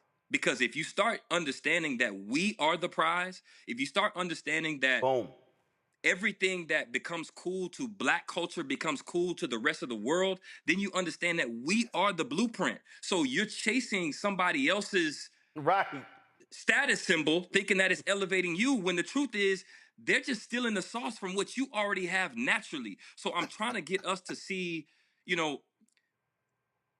to me, when you think about luxury, think about the fact that trillions of dollars, you could put it in Chat GPT, you could look at the studies, trillions of dollars were generated off the cotton industry, right? Think about how much wealth we generated. And it wasn't just the labor. One of the reasons they took Black bodies from Africa to bring over for this cotton was because of our genius when it came to agriculture and being able to grow agriculture on barren land. That's one of the reasons why we were brought over to do this.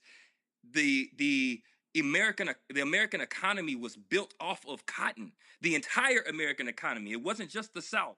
So when you think about like the value that we have brought into the world, why don't we see ourselves as that value? You know what I'm saying? So it is psychological. So to answer your question, I think we have to get ourselves to the point where it's like, oh, you wearing something Black owned? Oh, that's aspirational. You know what I'm saying? Like, that's what it is. That's the thing that we should be. And when you see the AV logo, it moves you as powerful as when you see the swoosh. Yes, 1,000%, 1,000%. And let's be clear here. All of those brands. I'll say this: I'm not anti anybody else. I'm just for us more than anybody else. But all of those brands, Louis Vuitton. Much love to Pharrell. He's a genius. He's a creative genius. And before him, Virgil, same thing. So I'm not saying his skill set does not deserve the job as being the head designer at Louis Vuitton, but let's not kid ourselves into thinking that they didn't also hire him because they thought that was an avenue to continue selling to the culture. Let's keep it real. Nike has an entire department that all they're doing is trying to figure out what's cool to these Black kids. What's cool to these Black kids so we can continue to market to everybody once we find out what's cool to the culture. They have departments in these corporations that focus on trying to figure out what are the new trends in the Black community. And then let's take that and repackage it and sell it to the world.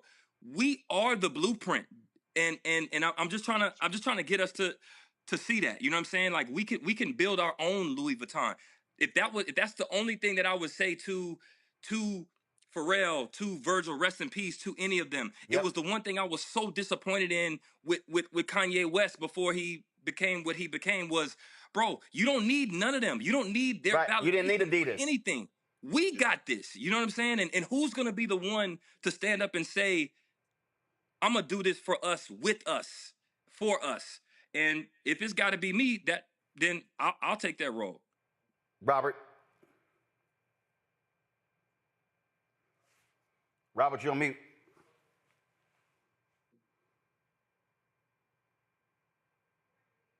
Robert, you're still on mute. I know this ain't no gun. If this was a gun, you know how to use it. See, so I guess, see, Nola like, it ain't me this week. It's Robert. Come on, Robert, hit the damn button. It's my fault. One of the things I think we have to realize in our community is part of the reason we don't have some of the nice things we would like to have because we don't like paying for those things. We talk about the lack of Black lawyers. I've been in business for a couple of decades.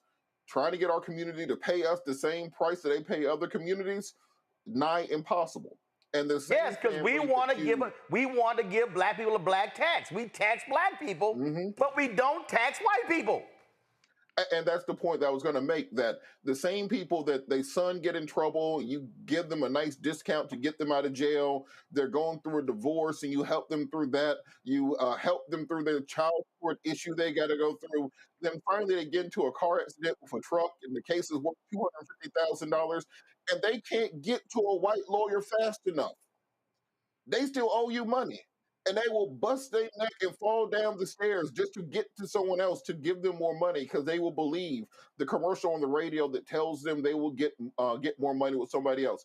Can you talk a little bit about this almost post-traumatic slave issue that we have in our community, where our folks still think that someone else's ice water is always going to be colder, and because of that, they are always going to charge us a penalty, as Roland said, but be willing to pay a premium to get the same or lesser product from somebody who doesn't look like them?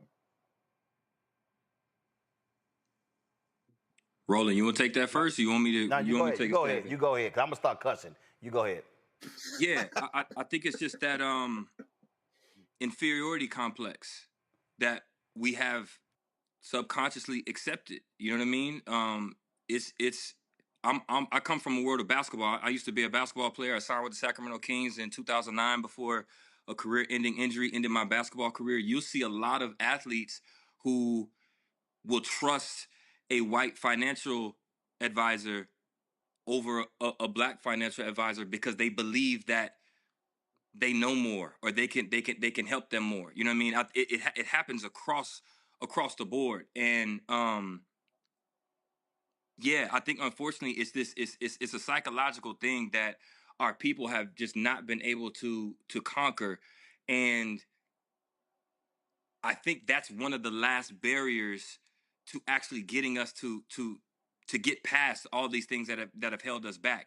It's how we see ourselves. It's how we see ourselves. It's like we see ourselves as ops. We see ourselves as competition. We see ourselves as somebody to compete against when the oppressor is the real enemy. It's like our focus is on the wrong things. And so I don't know. That's one of the reasons why I started Actively Black. It wasn't just the world doesn't need another apparel brand.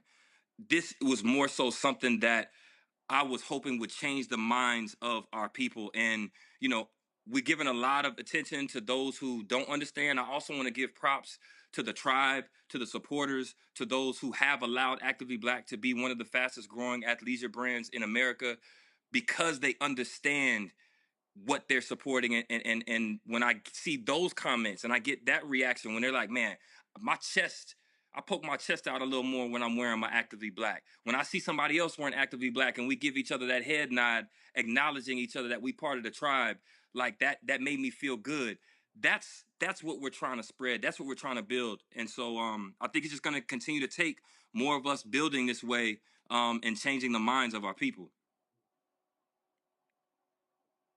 Greg?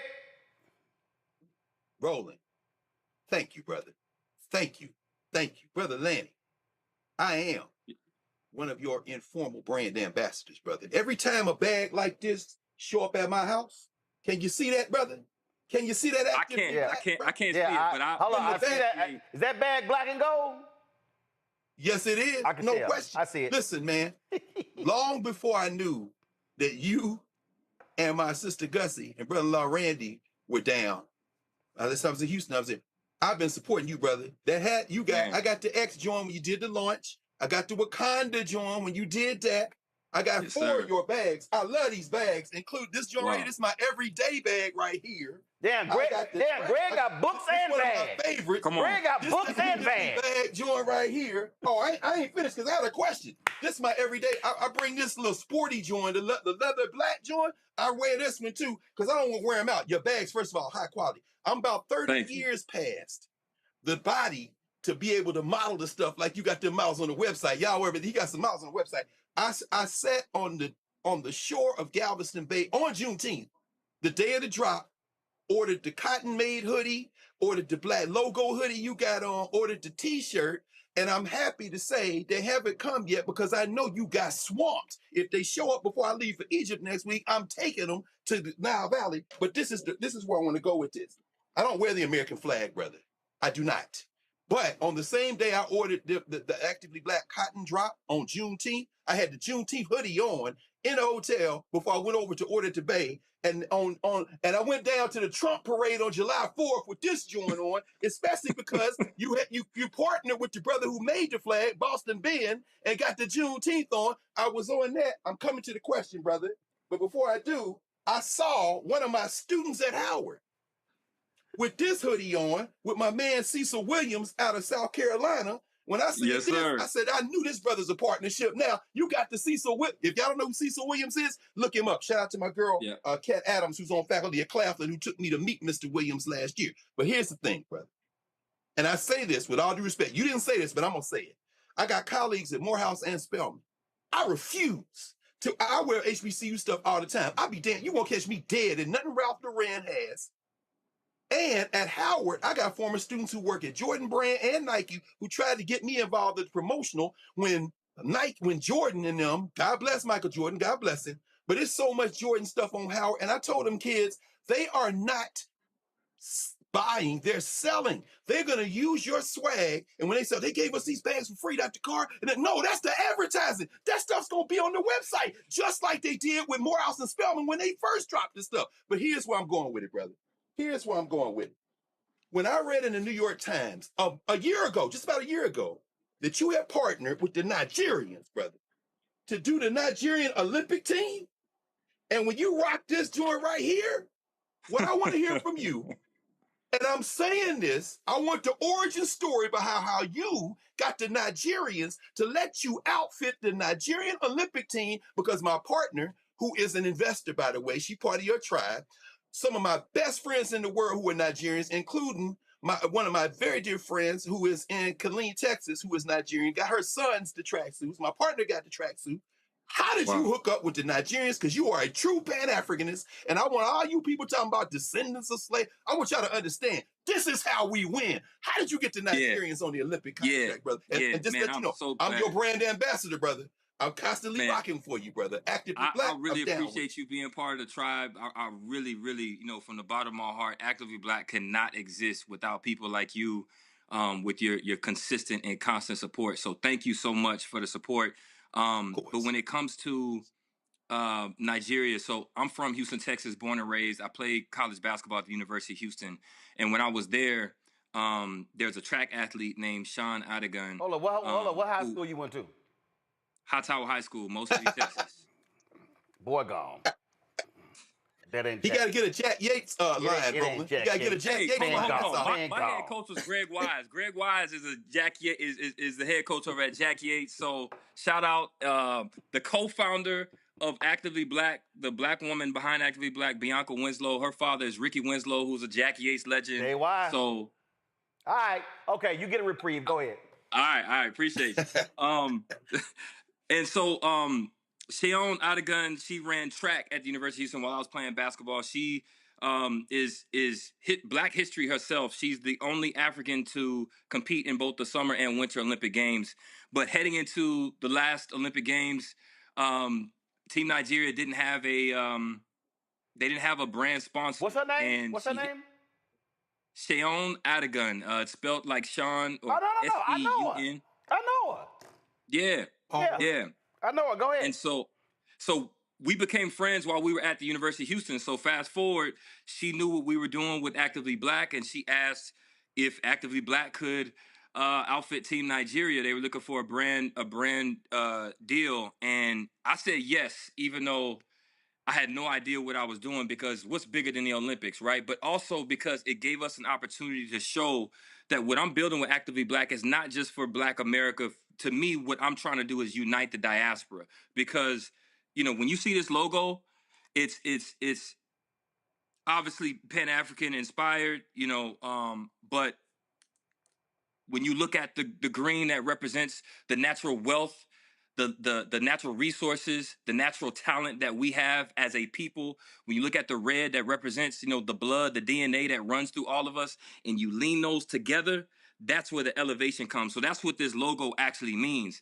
And our common enemy, the colonizers, have done a masterful job of dividing us in so many different ways that we can't even see it enough to know that, man, if we actually unite, we outnumber them. We have more wealth than them. We have more power than them. So now we're divided in you Black American, you Jamaican, you Nigerian, you Brazilian, and we don't understand we're not the global minority at all. Right. You know what I'm saying? And if we can ever find a way to unite all of us, then, that's where our true power lies. So we outfitted Team Nigeria. And to be honest with you, man, it's one of the most proudest moments of my life because, you know, we went out to Paris for the Summer Olympics and I got to see, you know, I've got this picture that I'm going to get blown up and framed. We got to see athletes competing on the global stage, and it was one athlete wearing Nike and another athlete wearing Puma and then an athlete wearing Actively Black on the global stage. It don't get no bigger than the Olympics. And a Black-owned brand that was 3 years old at the time was there. You know what I mean? And yeah, that's a special moment for me. All right, Nola, part two. Nola, go ahead. I get to ask a question? Oh, hold on. I can move on. So you wasting time right now. Well, thank you, sir. Don't take my generosity, girl. You better go and ask your question. Oh Lord, Lanny. Don't have my daddy text me till I leave Nola alone, girl. Come on, better ask your question. Lanny, oh my God. Back to my question. Chop. Come on. You gotta leave in 4 minutes. Come on. Lanny, my question is, please forgive his rudeness. My question is, how do you think about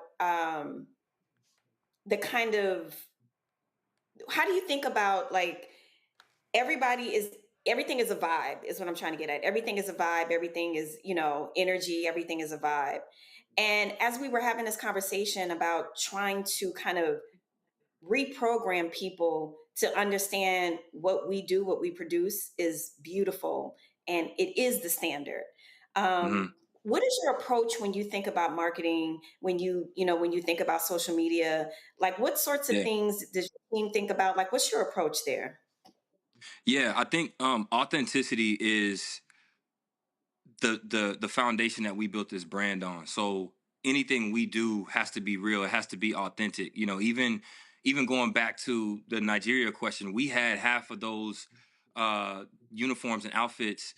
We found a factory in Lagos, Nigeria, to make that, because I wanted that money to go to our people and for it to be authentic when they stepped on that global stage to wear it. So I think even everything that we do has to, it originates with authenticity. So when I think about social media, the content that we create, even, you know, me posting that video today, I was like, you know what, it may be some people that's upset with this, but I don't know any other way to be than my authentic self. And I think that's what people feel with the brand. And so when the marketing with the Yep. They'll get over it. And so I think the thing with Actively Black that has been, if there is any special sauce that I can share, it's, you know, when we think about Nike, when we think about Adidas, when we think about any of those brands, they want you to be a walking billboard for their brand and to promote their brand. The thing that has allowed Actively Black to be successful is our tribe doesn't see they don't see themselves as the billboard for us. They see Actively Black as the billboard for them. They see Actively Black as a brand that represents who they are. They not represent Actively Black. The tribe not representing the brand. The brand represents the tribe.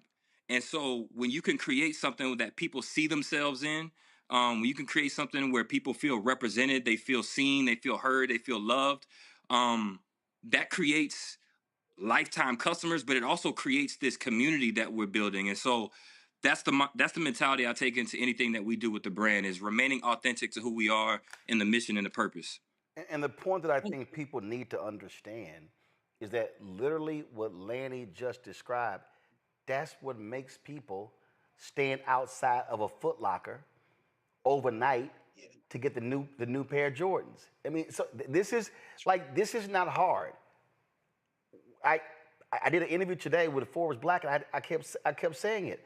I said, from the moment our black skin touched these shores in 1619, we were the show, they were the business. And that's the reality. They want us to be the show. They want us to be the trendsetter. We literally said, black girl creates a dance on TikTok, white girl recreates it, white girl gets paid. We are the standard. So it's like, I mean, we can take this singing, dancing. I mean, we can go down the line over and over and over again. But we have to get our folk to understand this reality in terms of where we are. And, I had a couple years ago, the brother with Sia Collective. His brother is building a luxury brand. And he's like, yo, I got celebrities who want me to send them free stuff. He's like, yo, I can't do that. Jim Jones goes into I forgot what the hell it was. One of them. It was a Louis Vuitton. The Louis Vuitton store, and they ignored him for 2 hours. And then he went somewhere else and then came back talking about, yo, I dropped 30,000 worth of. All right. That's not a flex. That's not a flex. I literally saw. I forgot his name. Who was I don't give a damn about them people. Who was dating Angela Simmons? They just broke up. And posting like all these bags and it's Chanel and there's all this here. And the point Lanny said earlier, imagine what would happen when a black celebrity posts on social showering their woman with luxury products from a black brand. The fan base is gonna say, what's that? Black people took an orthopedic construction company ass shoe, a Timberland, and turned that shit into a multi-billion. Yo, you couldn't, if you wore a pair of Timberlands to school in 1979, your ass would get lit. But when the hip-hop dropped in it took the same as construction shoe. Wasn't nobody wearing them damn yellow tan ass thick sole. Yo, we shift the culture. Shift the culture. But I keep saying we are excellent at making other people rich, but want black people to starve. Mm-hmm. Well, Beyonce really gave Telfar a bump. Yeah. But what I want us to do, I want us to make it to what Lan just said, where it's an everyday thing. Mm-hmm. It's a conscious decision. It's a conscious decision to what bag you're seen with, what shoe you're seen with. I'm telling you, Nagast has sent me shoes. We had them on the show, showcasing. I've worn their black shoes. People are like, man, what shoe is that? The Rock Deep Global. I'm like, listen, I don't even wear, when we go anywhere, Romar Unfiltered, I got those black and gold Rock Deep Global. And I was sad when I hit the brother. He said, man, listen, he said, we ran out of money. He said, people don't understand how ours compete. And that's the thing people understand. When you're in the apparel business, you are competing against global behemoths. Yes, yes. And they can buy 30,000 units, and if they only sell 5,000 of them, ain't no thing, discount that sucker, because they already know it was made cheap. A black-owned retail, y'all, cannot buy 30,000 pieces of something, of one item. So we just have to understand what's at play here. And so that's why I wanted to do this segment. The moment I saw the video, I was like, yo, book that shit. Because by Ralph Lauren calling it this limited edition, I'm telling y'all right now, Negroes gonna buy that sucker out. We gonna be running around, flexing our. The season is starting on the Vineyard. Yeah, and that's Roland, I will be butt naked before I wear anything by any of them. I'm just telling you right now, brother. You clothed me. You saw it. Roland is right. Let me just. Can I ask one more question right quick? Yeah, go ahead. You did a partnership with the Shabazz Center. Here's the Malcolm X joint, right? Could you say a word about your partnerships? Because I know you're not smart. You're growing. Man, I'm thinking about all these historically black high schools. I wasn't kidding about having the Jack Yates shirts or Paul Lawrence Dunbar shirt here in D.C. I'm thinking about all these HBCUs. When you did Cecil Williams and I saw one of my students walk into class with the Williams hoodie on, I got mad because I stalked your website and I hadn't seen it yet, so I immediately ordered it. But Claflin, South Carolina State, I was happy at the same time to see him with it. But could you say something about the intentionality of your partnerships, whether it be the brother Yeah. Ben Hayes who did the Juneteenth flag or the Yeah. Shabazz Center? Yes, sir. Please. Man, the partnerships have been incredible, but they're to your point, they're very intentional. So the very first partnership we did, actually up on my wall, John Carlos and Tommy Smith, 1968 Olympics. You know, they stood at the podium with their fists raised, and I was inspired by a story that I read about Rosa Parks facing eviction, and it was actually a white man. I think he's the founder of Little Caesars Pizza that actually ended up paying her living expenses and her rent until she passed.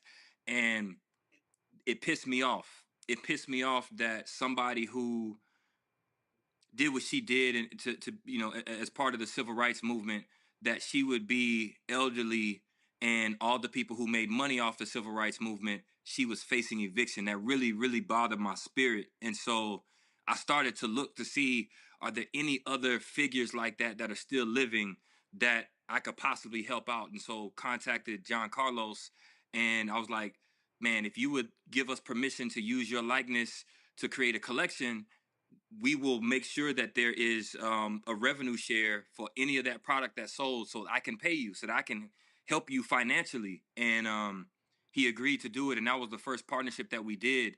And it was special, and it was powerful. He's become somebody who's been on my wall almost my entire life, to now somebody who's a friend of mine, you know, and living piece of Black history. So it kind of started there. And then, man, I gotta shout out Damon John, founder of FUBU, because oftentimes we hear about, you know, Black people, we don't look out for each other and we don't help each other out and all that kind of stuff. Man, I had a meeting with Damon John, who wanted to do a FUBU Actively Black collab, and he showed up wearing an Actively Black hoodie. And I just had to compose myself, because growing up, man, when I saw FUBU, when I saw these 4 Black men as the faces of the brand that they started, that was everything to me. To be honest with you, that's the last time I ever bought Polo anything. When FUBU came out, Polo was dead to me. It was FUBU over everything. That's what I'm talking.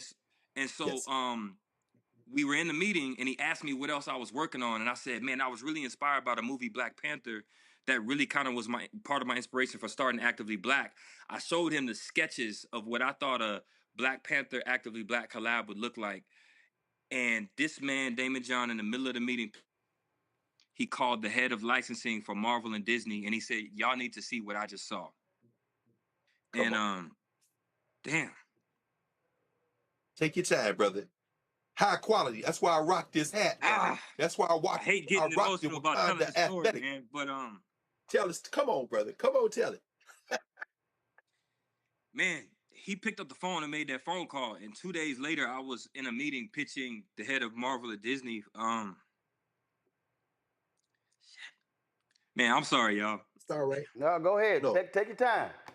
I own this shit. Don't worry about it. And they fast tracked it and approved it. And for Wakanda Forever, the sequel, we had the official apparel partnership for Wakanda Forever, and that was like the first thing that really kind of put our brand on the map. And then Lonnie Ali, Muhammad Ali's wife, found out about us because of that partnership. So she called and she was like, I want y'all to do something for my late husband, Muhammad Ali. That's how we got the Muhammad Ali deal. And then it just kind of became a snowball after that. You know, we've done, we got partnerships with Bob Marley Estate, the Tupac Estate. You know, it's just, I've got some that I can't announce yet because they're coming out, but it's been a snowball effect. But I will say that all of those partnerships, there's a meaning and a message to all of them. The Malcolm X Estate, Martin Luther King Estate, we have collaborations with all of them, and we tell a story through those collaborations. It's something I'm very proud of, man. I'm honestly very humbled by it, because these are all people that I grew up learning about. You know, Huey P. Newton, the Black Panther Party, Fred Hampton Jr. We got a collection coming with him to honor his father, Fred Hampton. These are things that sometimes I gotta pinch myself, because it's hard to think that these pillars in the Black culture, the Black history, are people that we're able to do these collections for. So yeah, thank you for asking that question about our partnerships. It's been special for us. All right, then. Thank you. Last question I have. You talked earlier about funding, whatever. Where are y'all on that? Are y'all talking to other investors? Are you looking at doing a crowd fund? Go right ahead. Absolutely. So we opened up our first round at the end of 2024 through WeFunder. It's a crowdfunding platform that actually allows people to invest and get equity in your brand. So one of my big picture visions for this was that Actively Black is Black owned, not just because I'm Black, but because the actual tribe owns the brand. And so we hit the maximum that we could hit at the time. We're going through our financial audit to be in good standing with the SEC so we can open it back up. So we will be opening back up that WeFunder in 7 weeks. So September, it will be back open. Okay. And we are inviting the tribe to invest in Actively Black. You can own a piece of what we are building. And this is something that I want to remain Black owned. We're not looking to sell this to nobody else.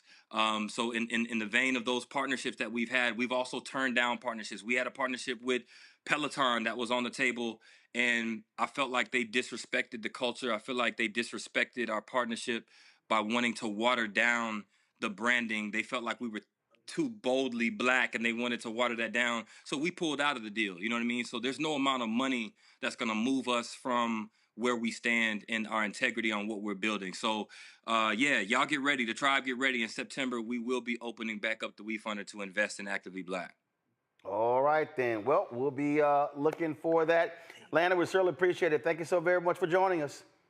Thank you for having me. All right, folks. So what my intention was to only do 2 stories, but that's how those things happen. The bottom line is, when we look at what's, you can go pull up Greg and Robert. The thing here is that when we talk about this, the point you made earlier, Greg. No, pull up Greg and Robert, please. The thing for me right here is that. And this is why this show matters, and I keep trying to explain to people. There is not a single network in America that would have devoted that much time to Texas redistricting, and ain't gonna be the only time, but also a Black-owned product. I ain't gonna name no names, but I have seen numerous prominent Black accounts post, and see, we ain't doing it. I'm not gonna run it because they ain't getting that free. I've seen numerous prominent Black social media accounts post that Ralph Lauren video. Yes, sir. Not even realizing they're giving them free advertisers. Ralph Lauren does not I need everybody listening to what I'm about to say right now. Ralph Lauren does not have to spend a single dollar advertising its collection because Black folk have given them millions of dollars of free publicity by running the video, showing the clothes, all that sort of stuff. We did it for context sake, but you see, we didn't spend all that time on it. And see, Robert, that's the thing that we don't get. We are literally giving it away for free.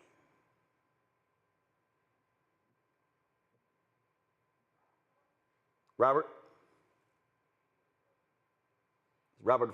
frozen. All right, I'm gonna go to Greg. Greg, go ahead. You're on mute. Rolling. There you go. Yeah, I can't. Am I? Oh, no, I think they had me muted. Yeah. Listen, brother. Again, not again. Tonight was special. It really was. Both those stories put it exactly where it needs to be. We are in a country now, the United States, that's about to be fundamentally renegotiated, whether we want it to be or not. The desperation of this Trump administration is just the tip of the spear of the larger desperation. When you wrote in White Fear about the nature of white fear, you named what we are seeing right now. How we react to it was the second hour. It's got to be self-determination. And it can't stop at the shores of the United States of America. Brother, I can't even express to you what this does for my soul, because there are moments when, and this is for everybody listening, when you feel and see the thing that's in your spirit, you recognize that that's the road we have to be on. I wasn't kidding when I saw them drop the thing in Atlanta at the AUC with Morehouse and Spelman. I called some of my friends who are on faculty, some of them who were in the marketing campaign. I said, what are y'all doing? They said, well, we want to support this, and it's important for us. No problem.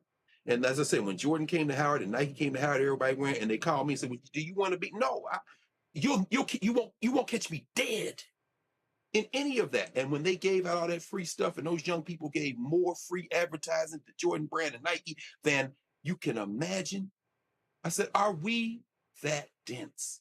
And I'm talking about some well-intentioned people in both those spaces who wanted to do something for Black people. And then, as you say, when this thing dropped, this Martha's Vineyard thing, I'll be butt naked.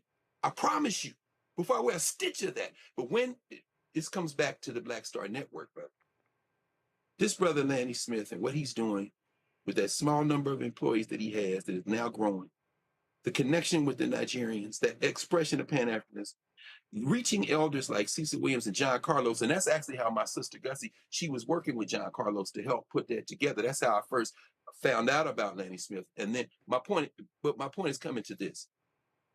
In our heart, we know. But when we don't think we can win, we start making deals. You haven't made a deal, Ro.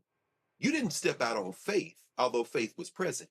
You stepped out on knowledge and the certainty that when we do what you did, we will win. Lanny stepped out on that same thing. It wasn't just faith, it was education, and it was knowledge and certainty that we will win. And what happens when that happens? I promise you, brother, next year, 5 years from now, 30 years from now, 40 years from now, as this thing is renegotiated, crumbles, and is remade in different places, you're going to look like a prophet. Lanny going to look like a prophet. Because the thing that we can do, that we have done before, we're going to do it again. Listen, every time he drops something, and I'm an educator, so I ain't got that kind of money, but I promise you right now, I'm going to get it. And when you have that signal, it's like the nod in the airport that you get.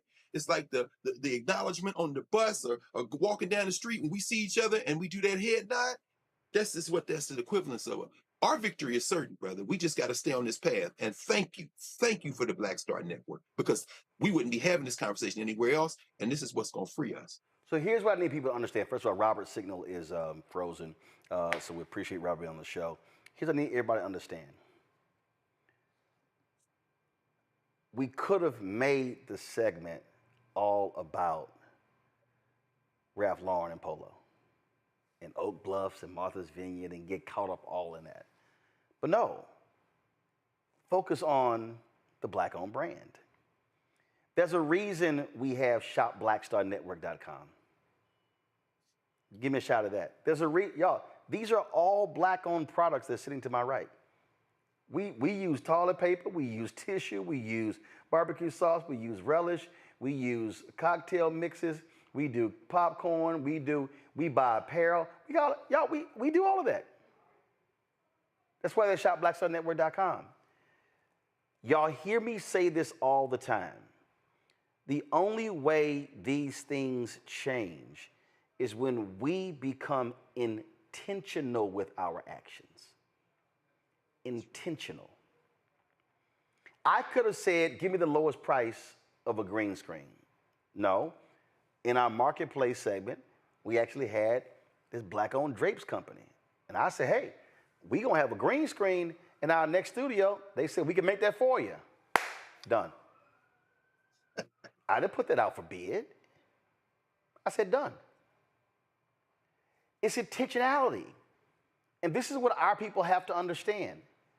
We can't keep complaining about the condition that we are in. Listen to what I'm saying. We can't complain about the condition that we are in if we're unwilling to have a counter that then removes the condition. YouTube literally told me, y'all, I'm not making this up. YouTube literally told me black news will not work. They were funding all sorts of different things. In fact, when George Floyd was murdered, YouTube put out an announcement that they were going to spend $100 million worth of content for black content creators. And we saw that, and my frat brother and I, Todd Brown, co-founder of Urban Edge Network, we immediately called. I had done this project for them, and I sent an email to the chief revenue officer. He put me in contact with the person. We were on the phone, and the woman who was on the phone said they didn't have a plan yet. They literally had no plan. Like, no plan. They were still working through it. Here's the story right here. This was in Variety. Right here. YouTube creates $100 million fund for black creators and artists, and so sets fundraiser special hosted by Common and Keke Palmer. I said, y'all, this thing went all over. So we called, and, they said, oh, we don't have a plan yet. Well, then the woman tells us she had worked at other places, and they had all these budgets, and she didn't have one. So you know what ended up happening? She actually, it was her idea, 50 million of the 100 million went to her department. And the other 50 million went to content creators. So one of the things that they did, they did these big old specials. I mean, again, I participated in one of them, these big old specials. And I was like, they probably spent $3, $5, $6 million on this thing, and it did maybe 1 million views. And I said to them, I said, do you know what you could have done? You could have taken the same 5 million and literally given $500,000 to 10 black content creators, and you would have generated more views than you did with that whole deal. You would have funded 10, and I walked through the whole thing, and they were like, shit, you're right. But that wasn't the intention. So we do this to be intentional so you are aware of what's going on. And we could have talked about Trump, some other bullshit, talked about Jeffrey Epstein, talked about also, I'll save it for Monday, these crazy ass Karens. But what I need our people to understand is that if we did not have this conversation with Actively Black today, you were not going to see it on ABC, NBC, CBS, MSNBC, Fox News, any of these networks. You're not going to see it on any of the, and in fact, you're going to have black people, and I got nothing against Abby Phillip or any, who will clip some crazy shit that Scott Jennings said on her show and put it on. See, it's the same thing. Y'all, it's the same. See, y'all, it's the same thing. It's the same cycle. We will clip something on CNN, but not clip Roland Martin Unfiltered. We will be seen wearing a Louis, but we're not going to carry a black luxury product. I'm telling y'all. Can I do this? Can I just say? Yeah, I do this for a living. When I wear something black on, man, what's that? What's that? Got from so-and-so. Go to their website. Imagine if your top 100 black celebrities did that. You would change the economic climate of black-owned businesses overnight. Greg, go ahead. Absolutely. No, I didn't want to interrupt you, brother. Because I know you won't say this, but I want to say this to you and to everybody with you listening. Not only will they do that, what you'll see now with Actively Black, as a result of what you've done tonight, you will see other black content creators who've now become aware of Actively Black, who watch your show, platform Actively Black, and not mention you. Go on. Yeah, and it's like, which is okay, but I'm just saying they're not gonna connect to the Yes, I'm just saying that because I want you to hear that. And I just want people to understand that you can literally everything we're talking about, we can literally change the paradigm. We can literally change it. I am not saying that black people alone, because here's what we know. When we create stuff, they also buy it.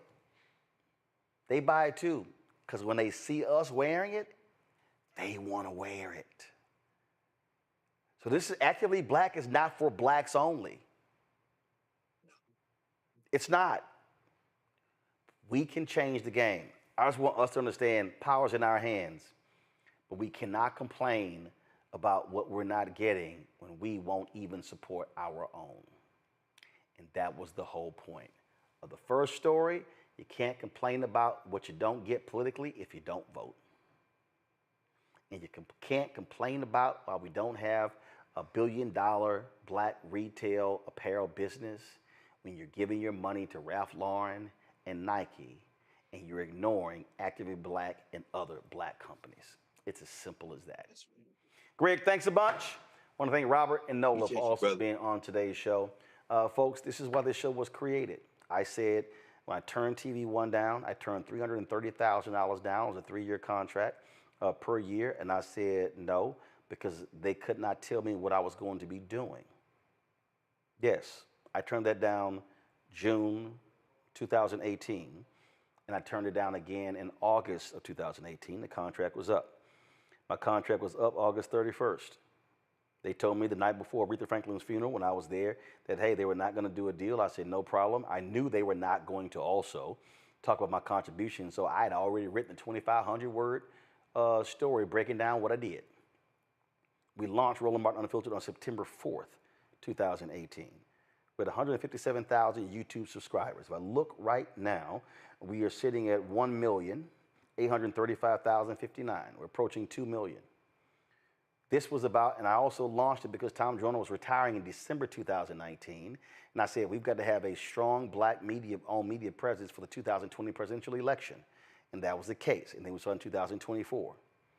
What we're seeing right now, the absolute efforts to defund Black America, economically, civil rights, legal, everything, you have many folks in black-owned media who are silent. They're talking about hair and beauty and makeup in the latest Housewives show, the latest whatever the hell. We are not going to be able to build a thriving black America if we're so fixated on entertainment and sports and we don't cover anything else.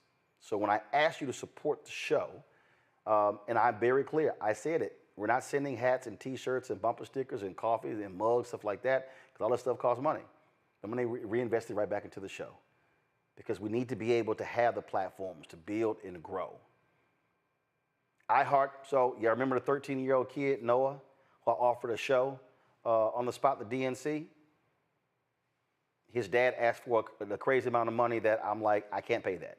Well, they announced yesterday they're doing a deal with iHeartRadio. Okay, that's fine. That's fine. It was a part of iHeartRadio and the podcasting network that Angela Rye owns with Charlemagne. And you know what? That's fine. That's fine. Because we got to have multiple products out here. But understand, I'm still looking for a Gen Z. I'm still looking for Gen Alpha. Because we're not going to allow others to dictate how we move in the future. We have an opportunity to control our destiny. But you cannot control your destiny if you cannot control your community's economics, and if you cannot control your communication mediums. Here, we don't ask permission to talk about black people. We center black people. We don't ask someone, how long can we talk about black people? There's no asking of permission. And the only people, or the only entity that can cancel this show is God. Colbert got canceled. Other shows, Joy Reid got canceled because bosses made those decisions. There is only one boss here. And that's the difference between being an employee and being an owner. Support Roland Martin Unfiltered, the Black Star Network. If you want to join our Bring the Funk fan club, our goal is real simple: get 20,000 of our fans contributing on average $50 each a year. Can't do that, we totally understand. We appreciate anything that you can give. You can give more, it's great as well. Those 20,000 folks, if they give $50 a year, raises $1 million, which goes to offset our expenses here, which are $195,000 a month. You want to give you a Cash App, use the Stripe QR code. Cash App changed all of their rules, so therefore we don't have those accounts because they changed the rules. So use the Stripe QR code. You can use that QR code for credit cards as well. All y'all are watching on YouTube, hit the like button. Hit the like button, y'all, because that impacts the algorithm.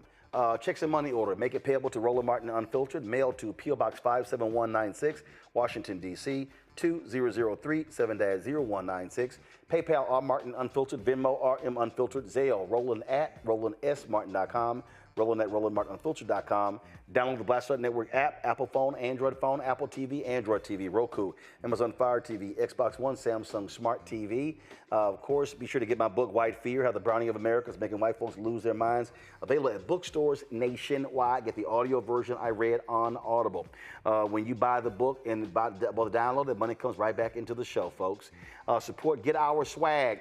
Hats and T-shirts and mugs and all that good stuff. Go to shopblackstarnetwork.com. Don't blame me. I voted for the black woman. Matter of fact, let me do this here. My girl Alexis Herman with NABJ. Alexis sent me Alexis Yancey. She sent me a photo today. Hold on one second. Oops. I'm sending to the wrong one. Let me see if I can get it to my iPad right here. All right, so here's a photo right here of Alexis wearing her Don't Blame Me, I voted for the black woman shirt. So Alexis, I appreciate that. I told y'all if y'all do this, tag me in social media, and I appreciate it. And let me shut up my man Steve McKeever. Steve McKeever is in, hold on, let me find the photo. So my man Steve sent me this. I don't know who this guy is, but I appreciate him rocking our shirt. Remember I was at the NBA All-Star game, and people were like, yo, I got to get one of those shirts. Well, actually, that was happening, y'all. And so let's see here. Did it actually go through? Let me see here. My man was, so check this out. This is, I don't know who this white guy is, but he was somewhere, and my man Steve McKeever sent me a text message. He said, man, look who this dude is wearing your shirt. And so I was like, pretty cool. I think I found, let's see here. I think, yeah, so this was the photo of Steve sent me. And so I appreciate Steve sending that to me. And then, matter of fact, again, y'all, I don't know where the hell they were, but my man was sitting here proudly wearing Don't Blame Me, I Voted for the Black Woman shirt. Here's a video that Steve sent me as well. Let me pull this video up. And so my man was sitting here enjoying himself and the music, rocking one of our shirts. And so I appreciate Steve sending me the video. And so y'all never know who you're going to see somewhere rocking a Roland Martin Unfiltered, Don't Blame Me, I Voted for the Black Woman shirt. And so, yeah, I appreciate that. Folks, get that stuff at shopblackstarnetwork.com, all right? And don't forget, if y'all want to also get the other black-owned products, go to shopblackstarnetwork.com. Don't forget also, you want to download the app Fanbase. If you want to support them, invest in them, go to startengine.com/fanbase. Tomorrow, folks, we're going to be doing a simulcast with legal analyst Candace Kelly. You know, she did the podcast with Malcolm Jamal Warner. Well, from 7 to 9 p.m. Eastern tomorrow, they're going to be doing a tribute. Malcolm left the mic on, and so that's going to be 7 to 9. We're going to be simulcasting that right here on Roland Martin Unfiltered and the Black Star Network as well. I will be live in the first hour. I'll be live in Las Vegas. Beyonce has her last 2 shows of her Cowboy Carter tour in Vegas tomorrow and Saturday. So I'll be hanging out with Bay tomorrow in H-Town, my Houston home girl. And so we'll figure out which cowboy hat I'm going to rock. Folks, that's it. I'll see y'all from Vegas tomorrow, right here, Roland Martin Unfiltered on the Black Star Network. Holla! Time for Truth Talks.